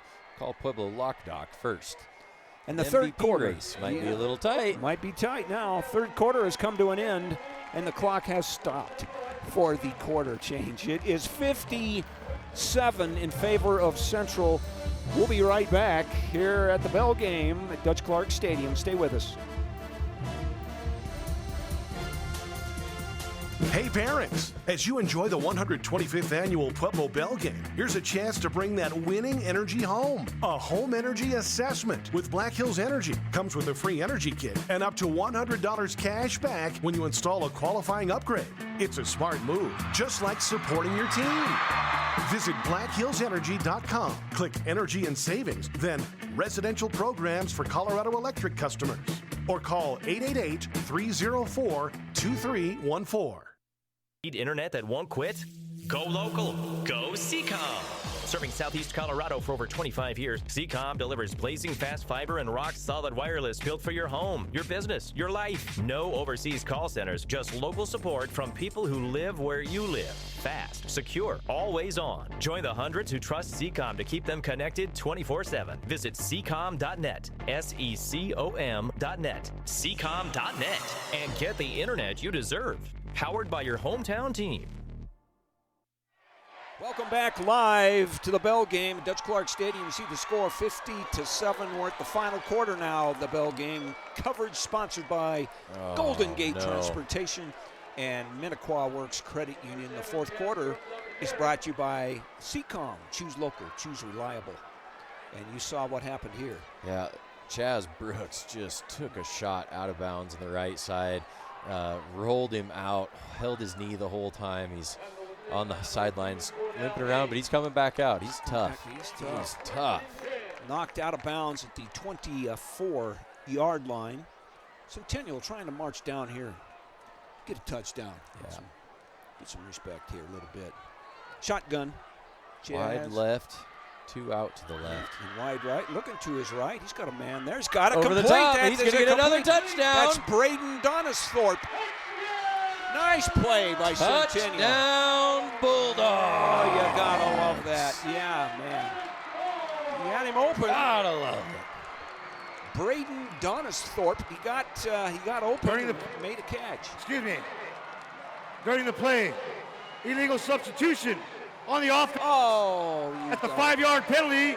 Repeat the first down. Oh, no. That one hurts. Disaster for the Bulldogs. Illegal substitution. Add insult to injury there. Brings it back 5 yards from the spot of the ball. Originally, what a tough break for the Bulldogs. Centennial has had luck a little bit going off to the right with that pass play. Once again, illegal substitution. Player jumped in on the field the last minute on the offense. Well, there's the explanation. Puts the ball down at the 29-yard line now for Central, and it'll be first down. As the clock continues to run, I want to thank a couple more sponsors. I want to say thank you to Pueblo Community College, because at Pueblo Community College, it's worth it. First and 15 now from the 29-yard line. There's the snap. Chaz Brooks looking to his right again. Now he pulls up. He's going to run. He's got an opening. Picks up about 7 yards down at the 22-yard line. Still moving pretty good for getting hobbled up a couple plays ago, but you can tell he's starting to get a little sore out there. Yes. Second down and 8. Clock ticking with 9:30 left in the ball game. Central has the lead. During the play, holding number 20 of the defense. That's a 10-yard penalty, first down. Wow. All right. A makeup call of some sort? I don't know. Could be, huh? Maybe there's been a lot of flags in this game. There have been a lot of flags. I don't know what we'd be making up for. But that does take the ball all the way down to the 12-yard line now. Central's 12-yard line. The Bulldogs moving. First and 10. Over center, Chaz Brooks. Oh, there's a whistle right at the snap. We have another flag. I'm not quite sure. Looks like it. Thanks for joining us for the Bell Game, brought to you by Minnequaw Works Credit Union and Golden Gate Transportation, as well as the fourth quarter, brought to you by CCOM. CCOM, choose local, choose reliable. Quite sure what that pause in the action was about. I think the refs had to talk about something. So here we go. Centennial trying to get on the board on the 12-yard line. Chaz Brooks, quick handoff up the middle. That was a pretty good play there. Picks up about 8 yards or so.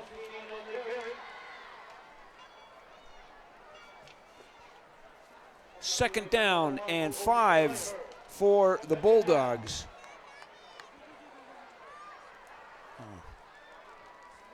Cesenio Augustine on that carry. Pretty good run right up the middle. Clock's ticking at 7:45 and counting. Central has a commanding 50-7 lead over the Bulldogs. Second down and about 6. Snap, shotgun. Chaz Brooks looking for a man. He's got Tosses man open. It over the top. Oh, he's going to fight for it. Oh, they down keep him out of it. Down at the 1-yard line, but it's a first down. I think they're fighting for possession of the ball. I think they both had a hold of it. Here's a replay. Let's see what happens here. You see Chaz Brooks. Oh no, that's a catch. Unless he fumbles it here. Right there. He just tries to rip it right away from him, doesn't he? They're but fighting. There was no chance, and they held it the whole time. First and goal from the 1-yard line for Centennial. Lining up here. Cesenio Augustine in at quarterback now. Takes the snap up the middle. Quarterback sneak goes nowhere. In fact, loses a yard. Clock still ticking with 6:43. You know what's amazing? Not a whole lot of Centennial fans have left. No, they haven't. They're going to hanging stick in by here. their team the whole way through. And of course, Central pretty much Everybody's still here for Central. I think they're still standing. I don't think they've sat down the whole game. 2nd and goal from the 2-yard line. Chaz Brooks back in at quarterback now, under center. Handoff up the middle. It's going nowhere. That's Another Cruz Trujillo. Goal line stand for the Wildcats. I beg your pardon, that's Samuel Lucero on the carry, the junior running back. Brings up a 3rd and goal from the 1. The clock continues to tick. 5:58 now in the game.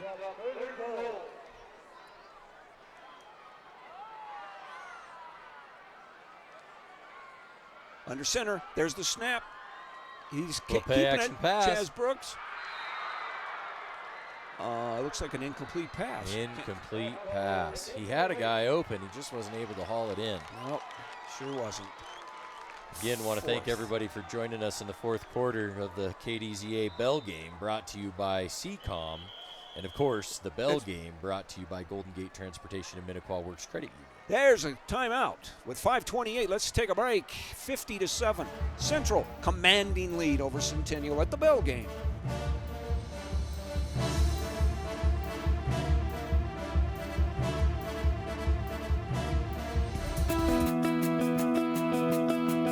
It's hard when injuries keep you on the sidelines. At Golden Gate Medical Supplies, our staff is here to fit you with the support you need to get back in the game. Golden Gate Medical Supplies, 719-569-7361. Hi, I'm Goldie from Golden Gate Medical Supplies. Call, come in, or shop online. Internet.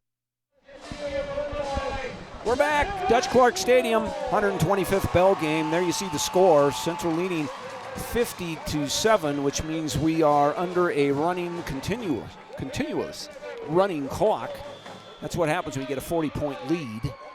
But clock was stopped for the timeout, and here we go on a 4th and goal. Chaz Brooks, quarterback for Centennial, under center. He hands off up the middle. Make it happen. And it looks like, yes, down over scored the end a zone. touchdown for Centennial. Touchdown, Bulldogs. Still fighting. Still fighting. Makes the score 50-13. It's great to see that character in the team. Here's the Gagliano's instant replay. I think it's the big man. Yes, number 50 who was in there earlier. Fullback. He can run the ball. Yes, he can. He's got some wheels. It's Ezra Mestis, senior guard, and fullback. Clock continues to run. 4:45 left in the game, and Centennial's going to go for 2. Why not? Score 50-13. Here we go. Lining up under the center. Ezra Brooks. A handoff to the same guy. That's Mestis. Look at him go. Look at the big man. Bowles is. Make it in. He's not going to go down. He scores a 2-pointer for Centennial. Give him credit. Great sportsmanship at the end as well. Yes, indeed. He helped him up. 50-15. We need to get another break in here at the Bell game. Central has the commanding lead. It's the KDZA Bell game, brought to you by Minnequaw Works Credit Union and Golden Gate Transportation. Need internet that won't quit? Go local. Go CCOM. Serving Southeast Colorado for over 25 years, CCOM delivers blazing fast fiber and rock-solid wireless built for your home, your business, your life. No overseas call centers, just local support from people who live where you live. Fast, secure, always on. Join the hundreds who trust CCOM to keep them connected 24/7. Visit ccom.net, SECOM.net, ccom.net, and get the internet you deserve. Powered by your hometown team. We're back. There you see the score, 50-15. Dutch Clark Stadium, Bell game. Welcome back to the 4th quarter, brought to you by CCOM. Also want to thank our sponsor, Pueblo School District 60. Clock continues to run even after that touchdown. So it is going fast. There's only 3 minutes now left in the ball game. Central leading 50-15. Centennial about to kick off here after scoring that touchdown. Give him credit. Not giving up. Going to try an onside kick. Onside dribbler. kick. Oh, man. Covered by Central.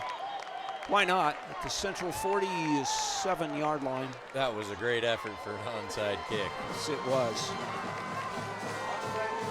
Jumped on there by Lucas LaCrue, I believe is who recovered that for the Central Wildcats.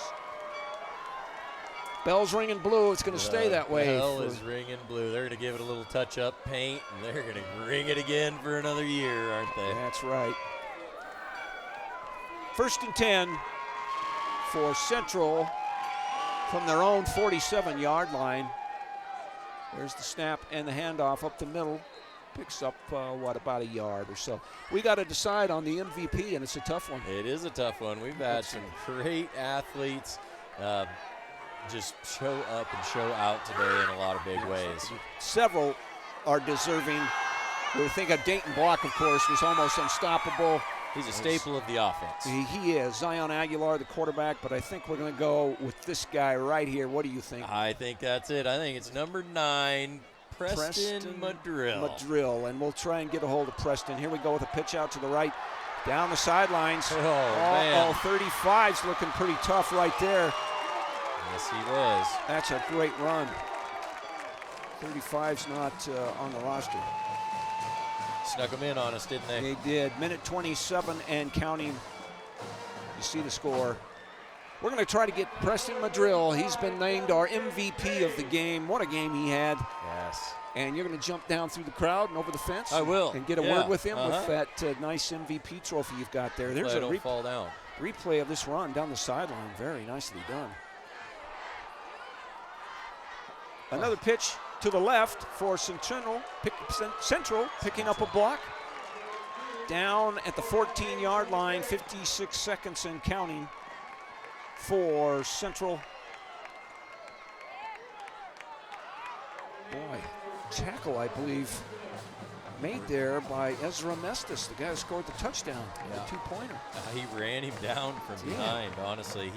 He broke through. Nobody touched him at the line of scrimmage. He was in the backfield, had to run him down. Yeah. Wasn't giving up at all. Could have easily just gave up on the play. Sure could have. Never did. 30 seconds and counting. First down for Central. See if they're going to take a knee. No, they're going to pass for it. Over the middle, incomplete. Dropped. But will not stop the clock. I think that could be the final play of the game. 15 seconds. And I believe there's a few underclassmen trying to get some playing time. That's why they're doing that. We've got a timeout with 15 seconds left.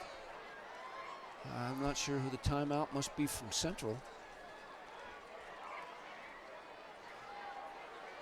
They're going to talk about it. Let's take a quick break. We need to catch up on a break or so. We'll be right back here at Dutch Clark Stadium at the Bell game right after this. Hey there, this is Nate at Minnequaw Works Credit Union. In Pueblo, tradition runs deep, from the roar of the Bell game to the pride of the Cannon game. At Minnequaw Works Credit Union, tradition means something too. Since 1937, we've been focused on what matters most: our members, our local roots, and a level of service that's traditionally different. Just like the games that define our hometown spirit, we're built on pride, loyalty, and community. Minnequaw Works Credit Union, the local difference, powered by tradition. Federally insured by NCUA. Here we go, which undoubtedly will be the final play of the game. It's a rollout. It's a handoff. Central. Oh, boy, he's got some room down the far sideline. He's going to go back the other direction again. Oh, Centennial man. has recovered the fumble, and there's the gun. The game has ended. Zeros on the clock. Central, look at them going nuts at the 50-yard line. Bell will ring blue Bell once rings more. Blue 50 to 15. That's right, 5-0, 50 to 15. Look at the crowd. We talked earlier, nobody's left. Look at that, nobody's left. No, not at all. Everybody's sticking it out. Great show of sportsmanship by both teams on the field right now. I'm going to head down there, see if I can catch up with Preston. I'll be back in just a bit. Okay, we'll talk to you down there on the field. Brett Burke's going to make his way through the sea of blue and hop the fence. Maybe you'll find a gate. You won't have to. Yeah, that would be kind of dangerous. So he's going to head down there to the field and get a word with our MVP, Preston Madrill. There you see the final. I'll tell you what, first half was competitive. The first quarter especially. It was a touchdown difference in that first quarter. But Central took over in the second half, especially at the end of the second half, took advantage of some turnovers, costly turnovers from Centennial, and of course, flags, a lot of flags. So, hey, we're going to head to the post-game. Welcome to the KDZA Bell Game post-game show. It's brought to you by Pueblo Central High School Foundation. Once a Wildcat, always a Wildcat. Don't go anywhere. We got festivities coming up. The bell is going to remain blue. And we'll be back after this short break here at Dutch Clark Stadium. This is Lori Miller, president of the Pueblo Central High School Foundation. We are proud to support District 60, but especially proud to support our Central Wildcats. Join us for our Bell Game Tailgate fundraiser, 4:30 to 6:30, Friday, September 26th at Dutch Clark Stadium. Food, giveaways, game admission, music, and performances by the Midnight Regiment Band, plus dance and cheer teams. For more information, call me at 719-251-3882 or watch for details on our Facebook page. Go Blue! Hey there, this is Nate at Minnequaw Works Credit Union. In Pueblo, tradition runs deep, from the roar of the bell game to the pride of the cannon game. At Minnequaw Works Credit Union, tradition means something too. Since 1937, we've been focused on what matters most: our members, our local roots, and a level of service that's traditionally different. Just like the games that define our hometown spirit, we're built on pride, loyalty, and community. Minnequaw Works Credit Union, the local difference, powered by tradition. Federally insured by NCUA. Locked out? Lost keys? Need help fast?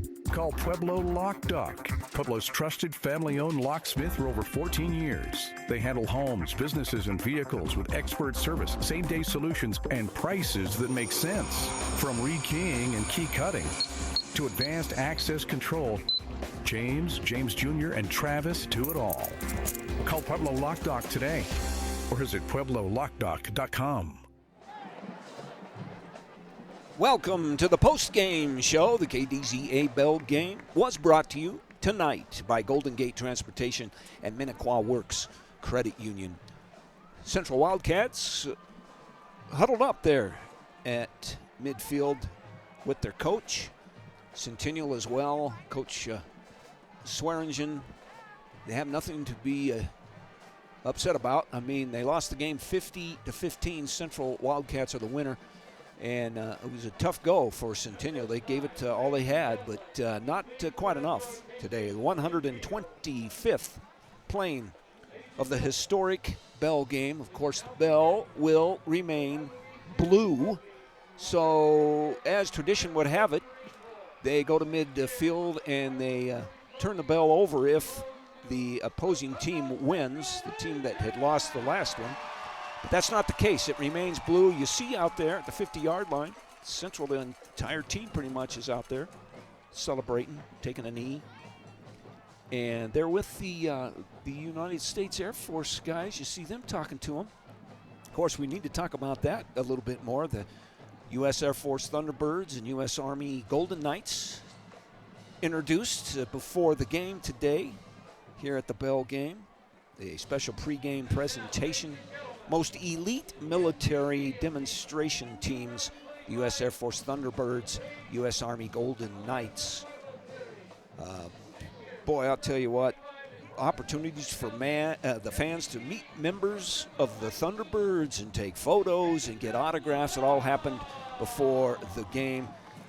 This America's premier aerial and parachute demonstration teams ahead of the Pueblo Wings of Pride Air Show this weekend at Pueblo Memorial Airport, as you see right there at midfield.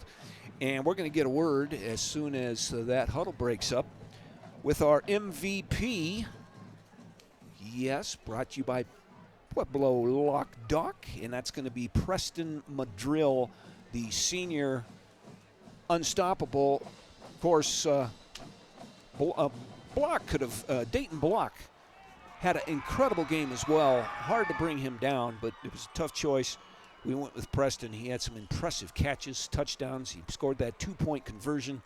And coming up here in a few minutes, we'll have a complete highlight package for you, and we'll see exactly what happened here on the 125th play-in of the Bell game at Dutch Clark Stadium. Once again, a packed house. Central side was sold out. It was sold out at like 5 o'clock this afternoon, if you can believe that, 2 hours before kickoff. And Centennial, a very fine showing as well. Not totally sold out, but almost. There's a look at the bell, ring in blue. Down there, I think that's on the sideline. I'm looking for it. And you can hear it. All right, let's take another break here, get some sponsors in. We'll be back at Dutch Clark Stadium with the the post-game show here on KDZA.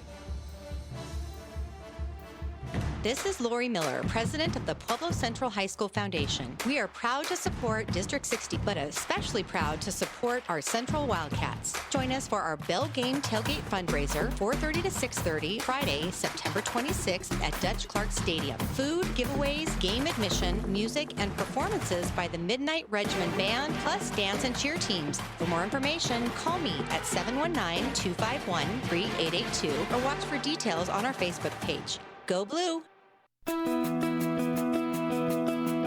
It's hard when injuries keep you on the sidelines.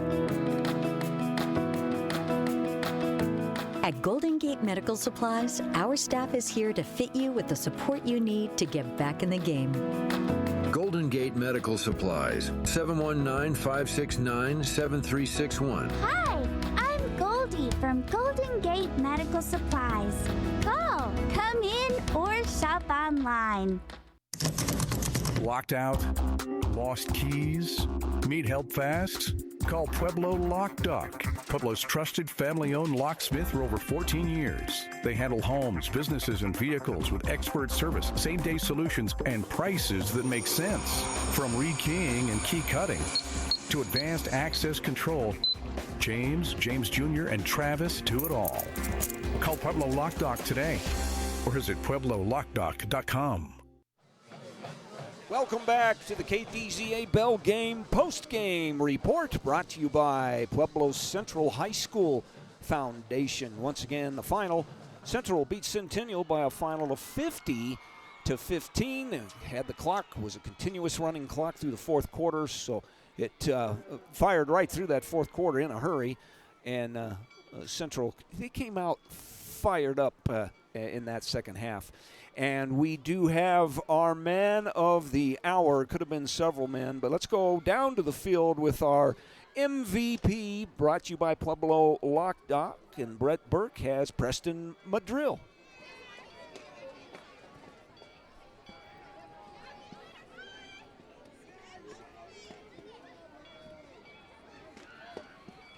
Ladies and gentlemen, welcome to the field, Dutch Clark Stadium. I'm Brett Burke here with Preston Madrill.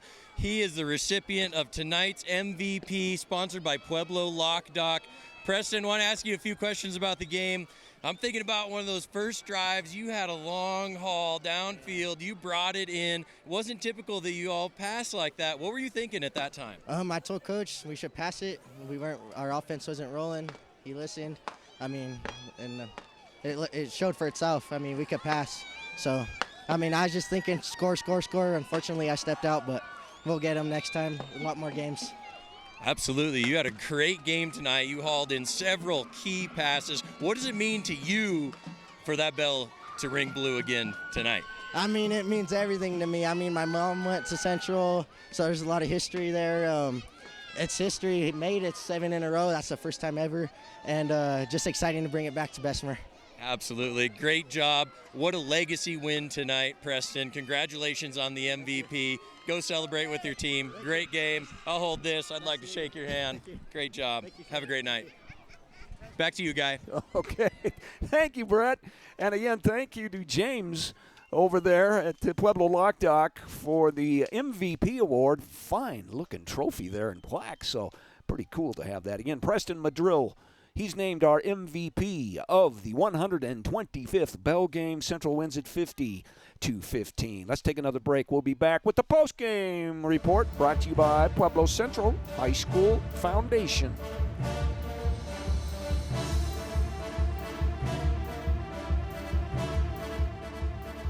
This is Lori Miller, president of the Pueblo Central High School Foundation. We are proud to support District 60, but especially proud to support our Central Wildcats. Join us for our Bell Game Tailgate fundraiser, 4:30 to 6:30, Friday, September 26th at Dutch Clark Stadium. Food, giveaways, game admission, music, and performances by the Midnight Regiment Band, plus dance and cheer teams. For more information, call me at 719-251-3882 or watch for details on our Facebook page. Go Blue!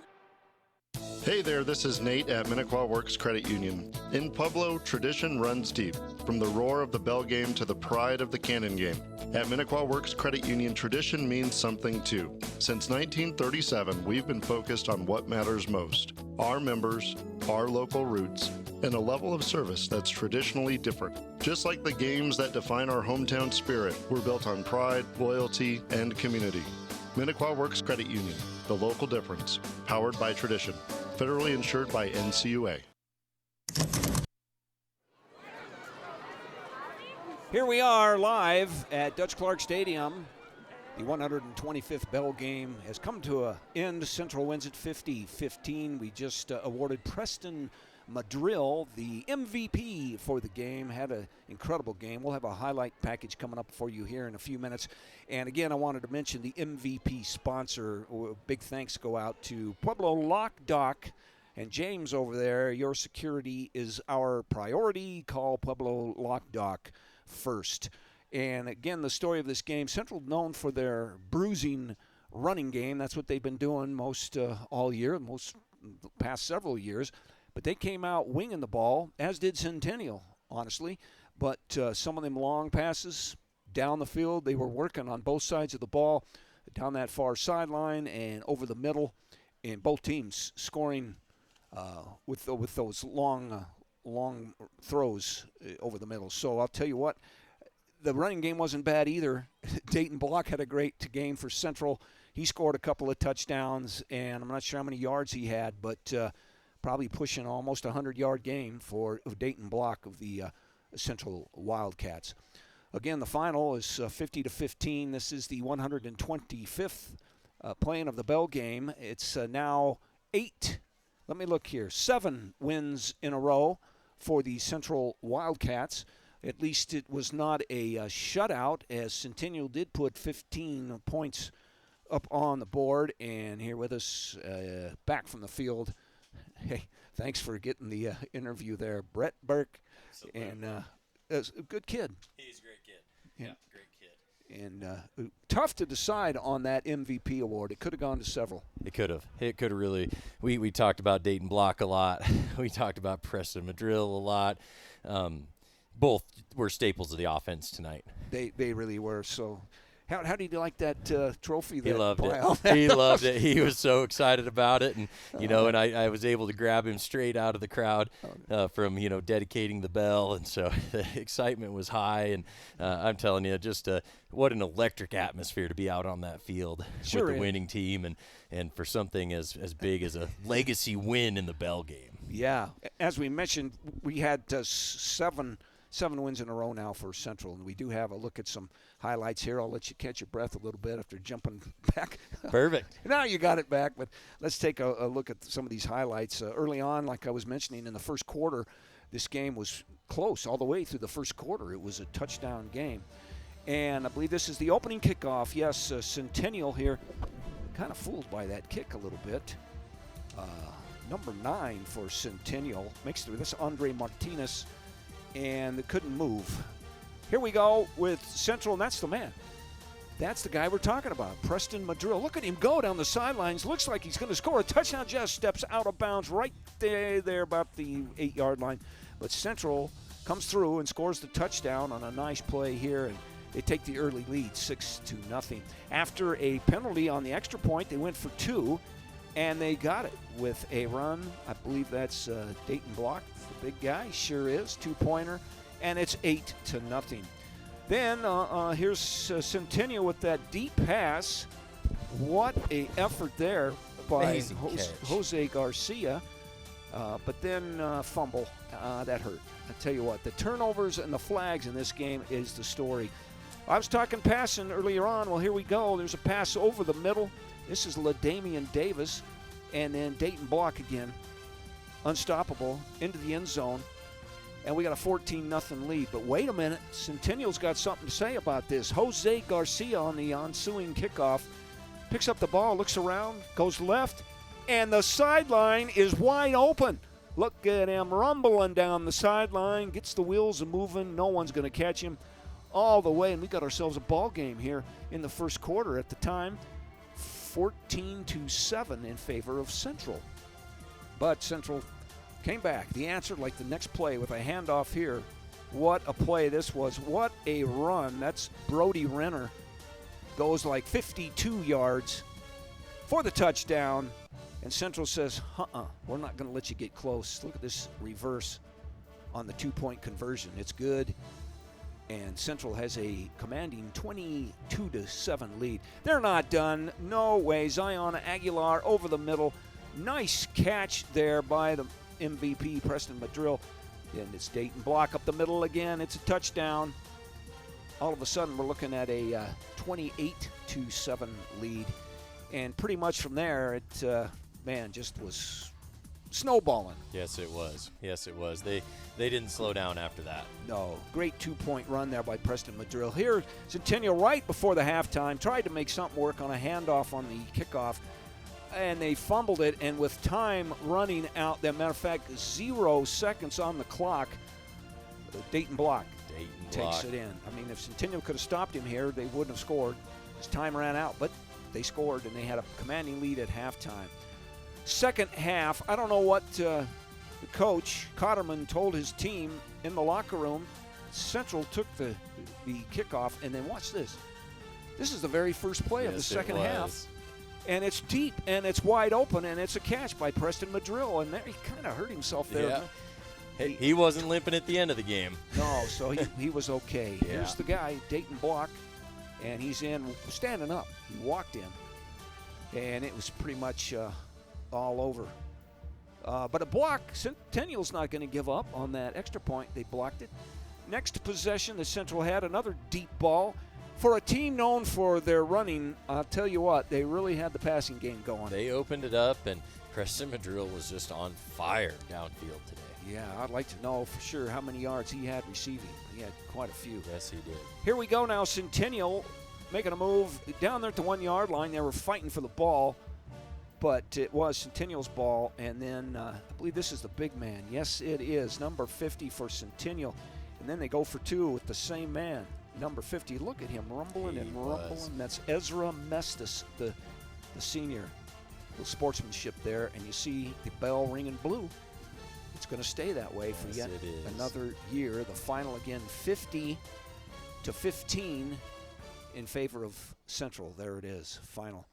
125 years we've been doing this. Not you and me. No, they're not quite. Not quite. But they've been doing this bell game for that long, and it's always a lot of fun. And it's going to be competitive some years maybe not. But Centennial, with the coach coming back, Coach Swearingen, they made a go of it at the beginning. You can tell. And again, they recognize that they're in some building years here and development, and they've got a young team out there. And again, as competitive as they were, and this game really felt competitive, even though the score didn't reflect it even at halftime. It felt so much closer than what the score was. I hope they can really take that away from this game, because they have a bright future ahead of them if it all comes together. They certainly do, and you see the parking lot out there. People are leaving. This is a perfect night for football. It was hovering around 72 at kickoff, 72 degrees, no wind, clear skies, beautiful day, beautiful night for football for sure, and Central wins it. Let's take another break.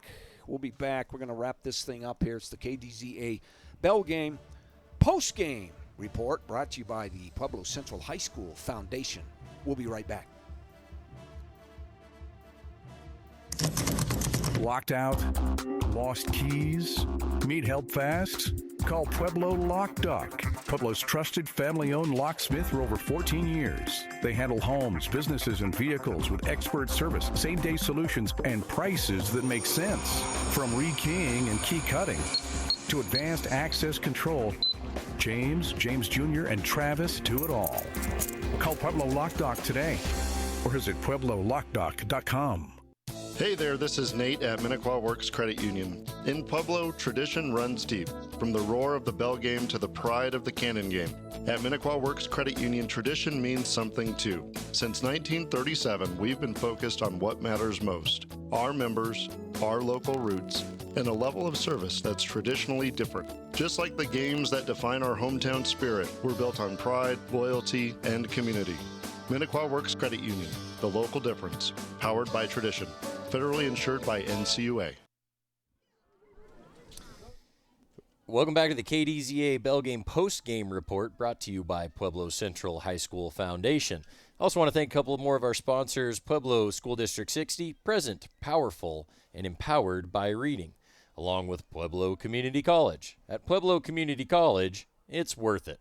And again, want to thank our MVP sponsor one more time, Pueblo Lock Dock. Your security is our priority. Call Pueblo Lock Dock first. Yes, thank you for that MVP. I know the players love that. Yes, they did. As a matter of fact. And thank you for sticking around with us. I don't know if we have any more reports from some of the people watching on Facebook, or did you get any more reports on that? I didn't get any more. They started to kind of filter out there towards the end. Yeah, and that fourth quarter sloughed off pretty quick with that continuous running clock. And I got to mention again a little bit about that, because people were asking if you didn't know for sure, the shortened, they keep the clock running, and the reason for this here in Colorado high school, they do it most all over the country, I believe. Once a team goes up by 40 or more, and that's what Central did there late in the third quarter, the game shifts to a continuous clock. That means it only stops for timeouts, scores, and the break between quarters,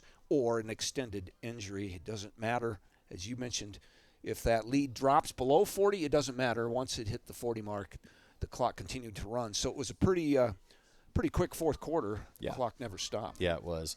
It sure was. And, even though the clock didn't stop, again, I just want to say how impressed I was with both the teams, especially Centennial, just having so much heart, so much great character in the individuals. You're down by a lot. They never gave up. They were pushing hard to the very last play.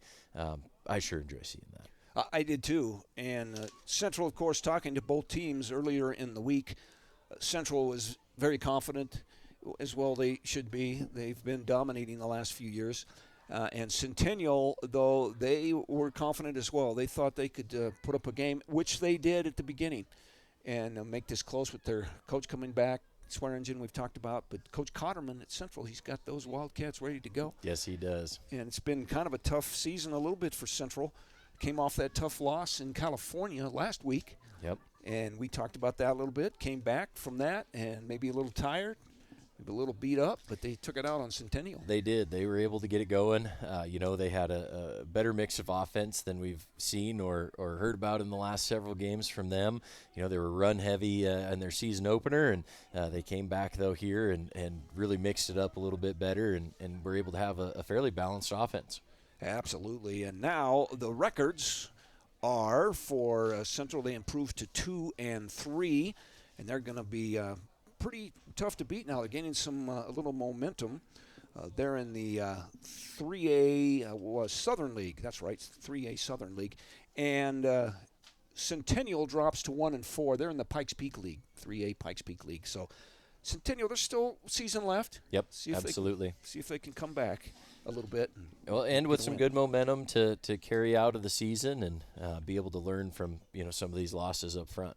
Absolutely. We got one more break to take care of, and then we'll come back and wrap it up here from Dutch Clark Stadium. Stay with us. You're on KDZA and the 125th Bell Game.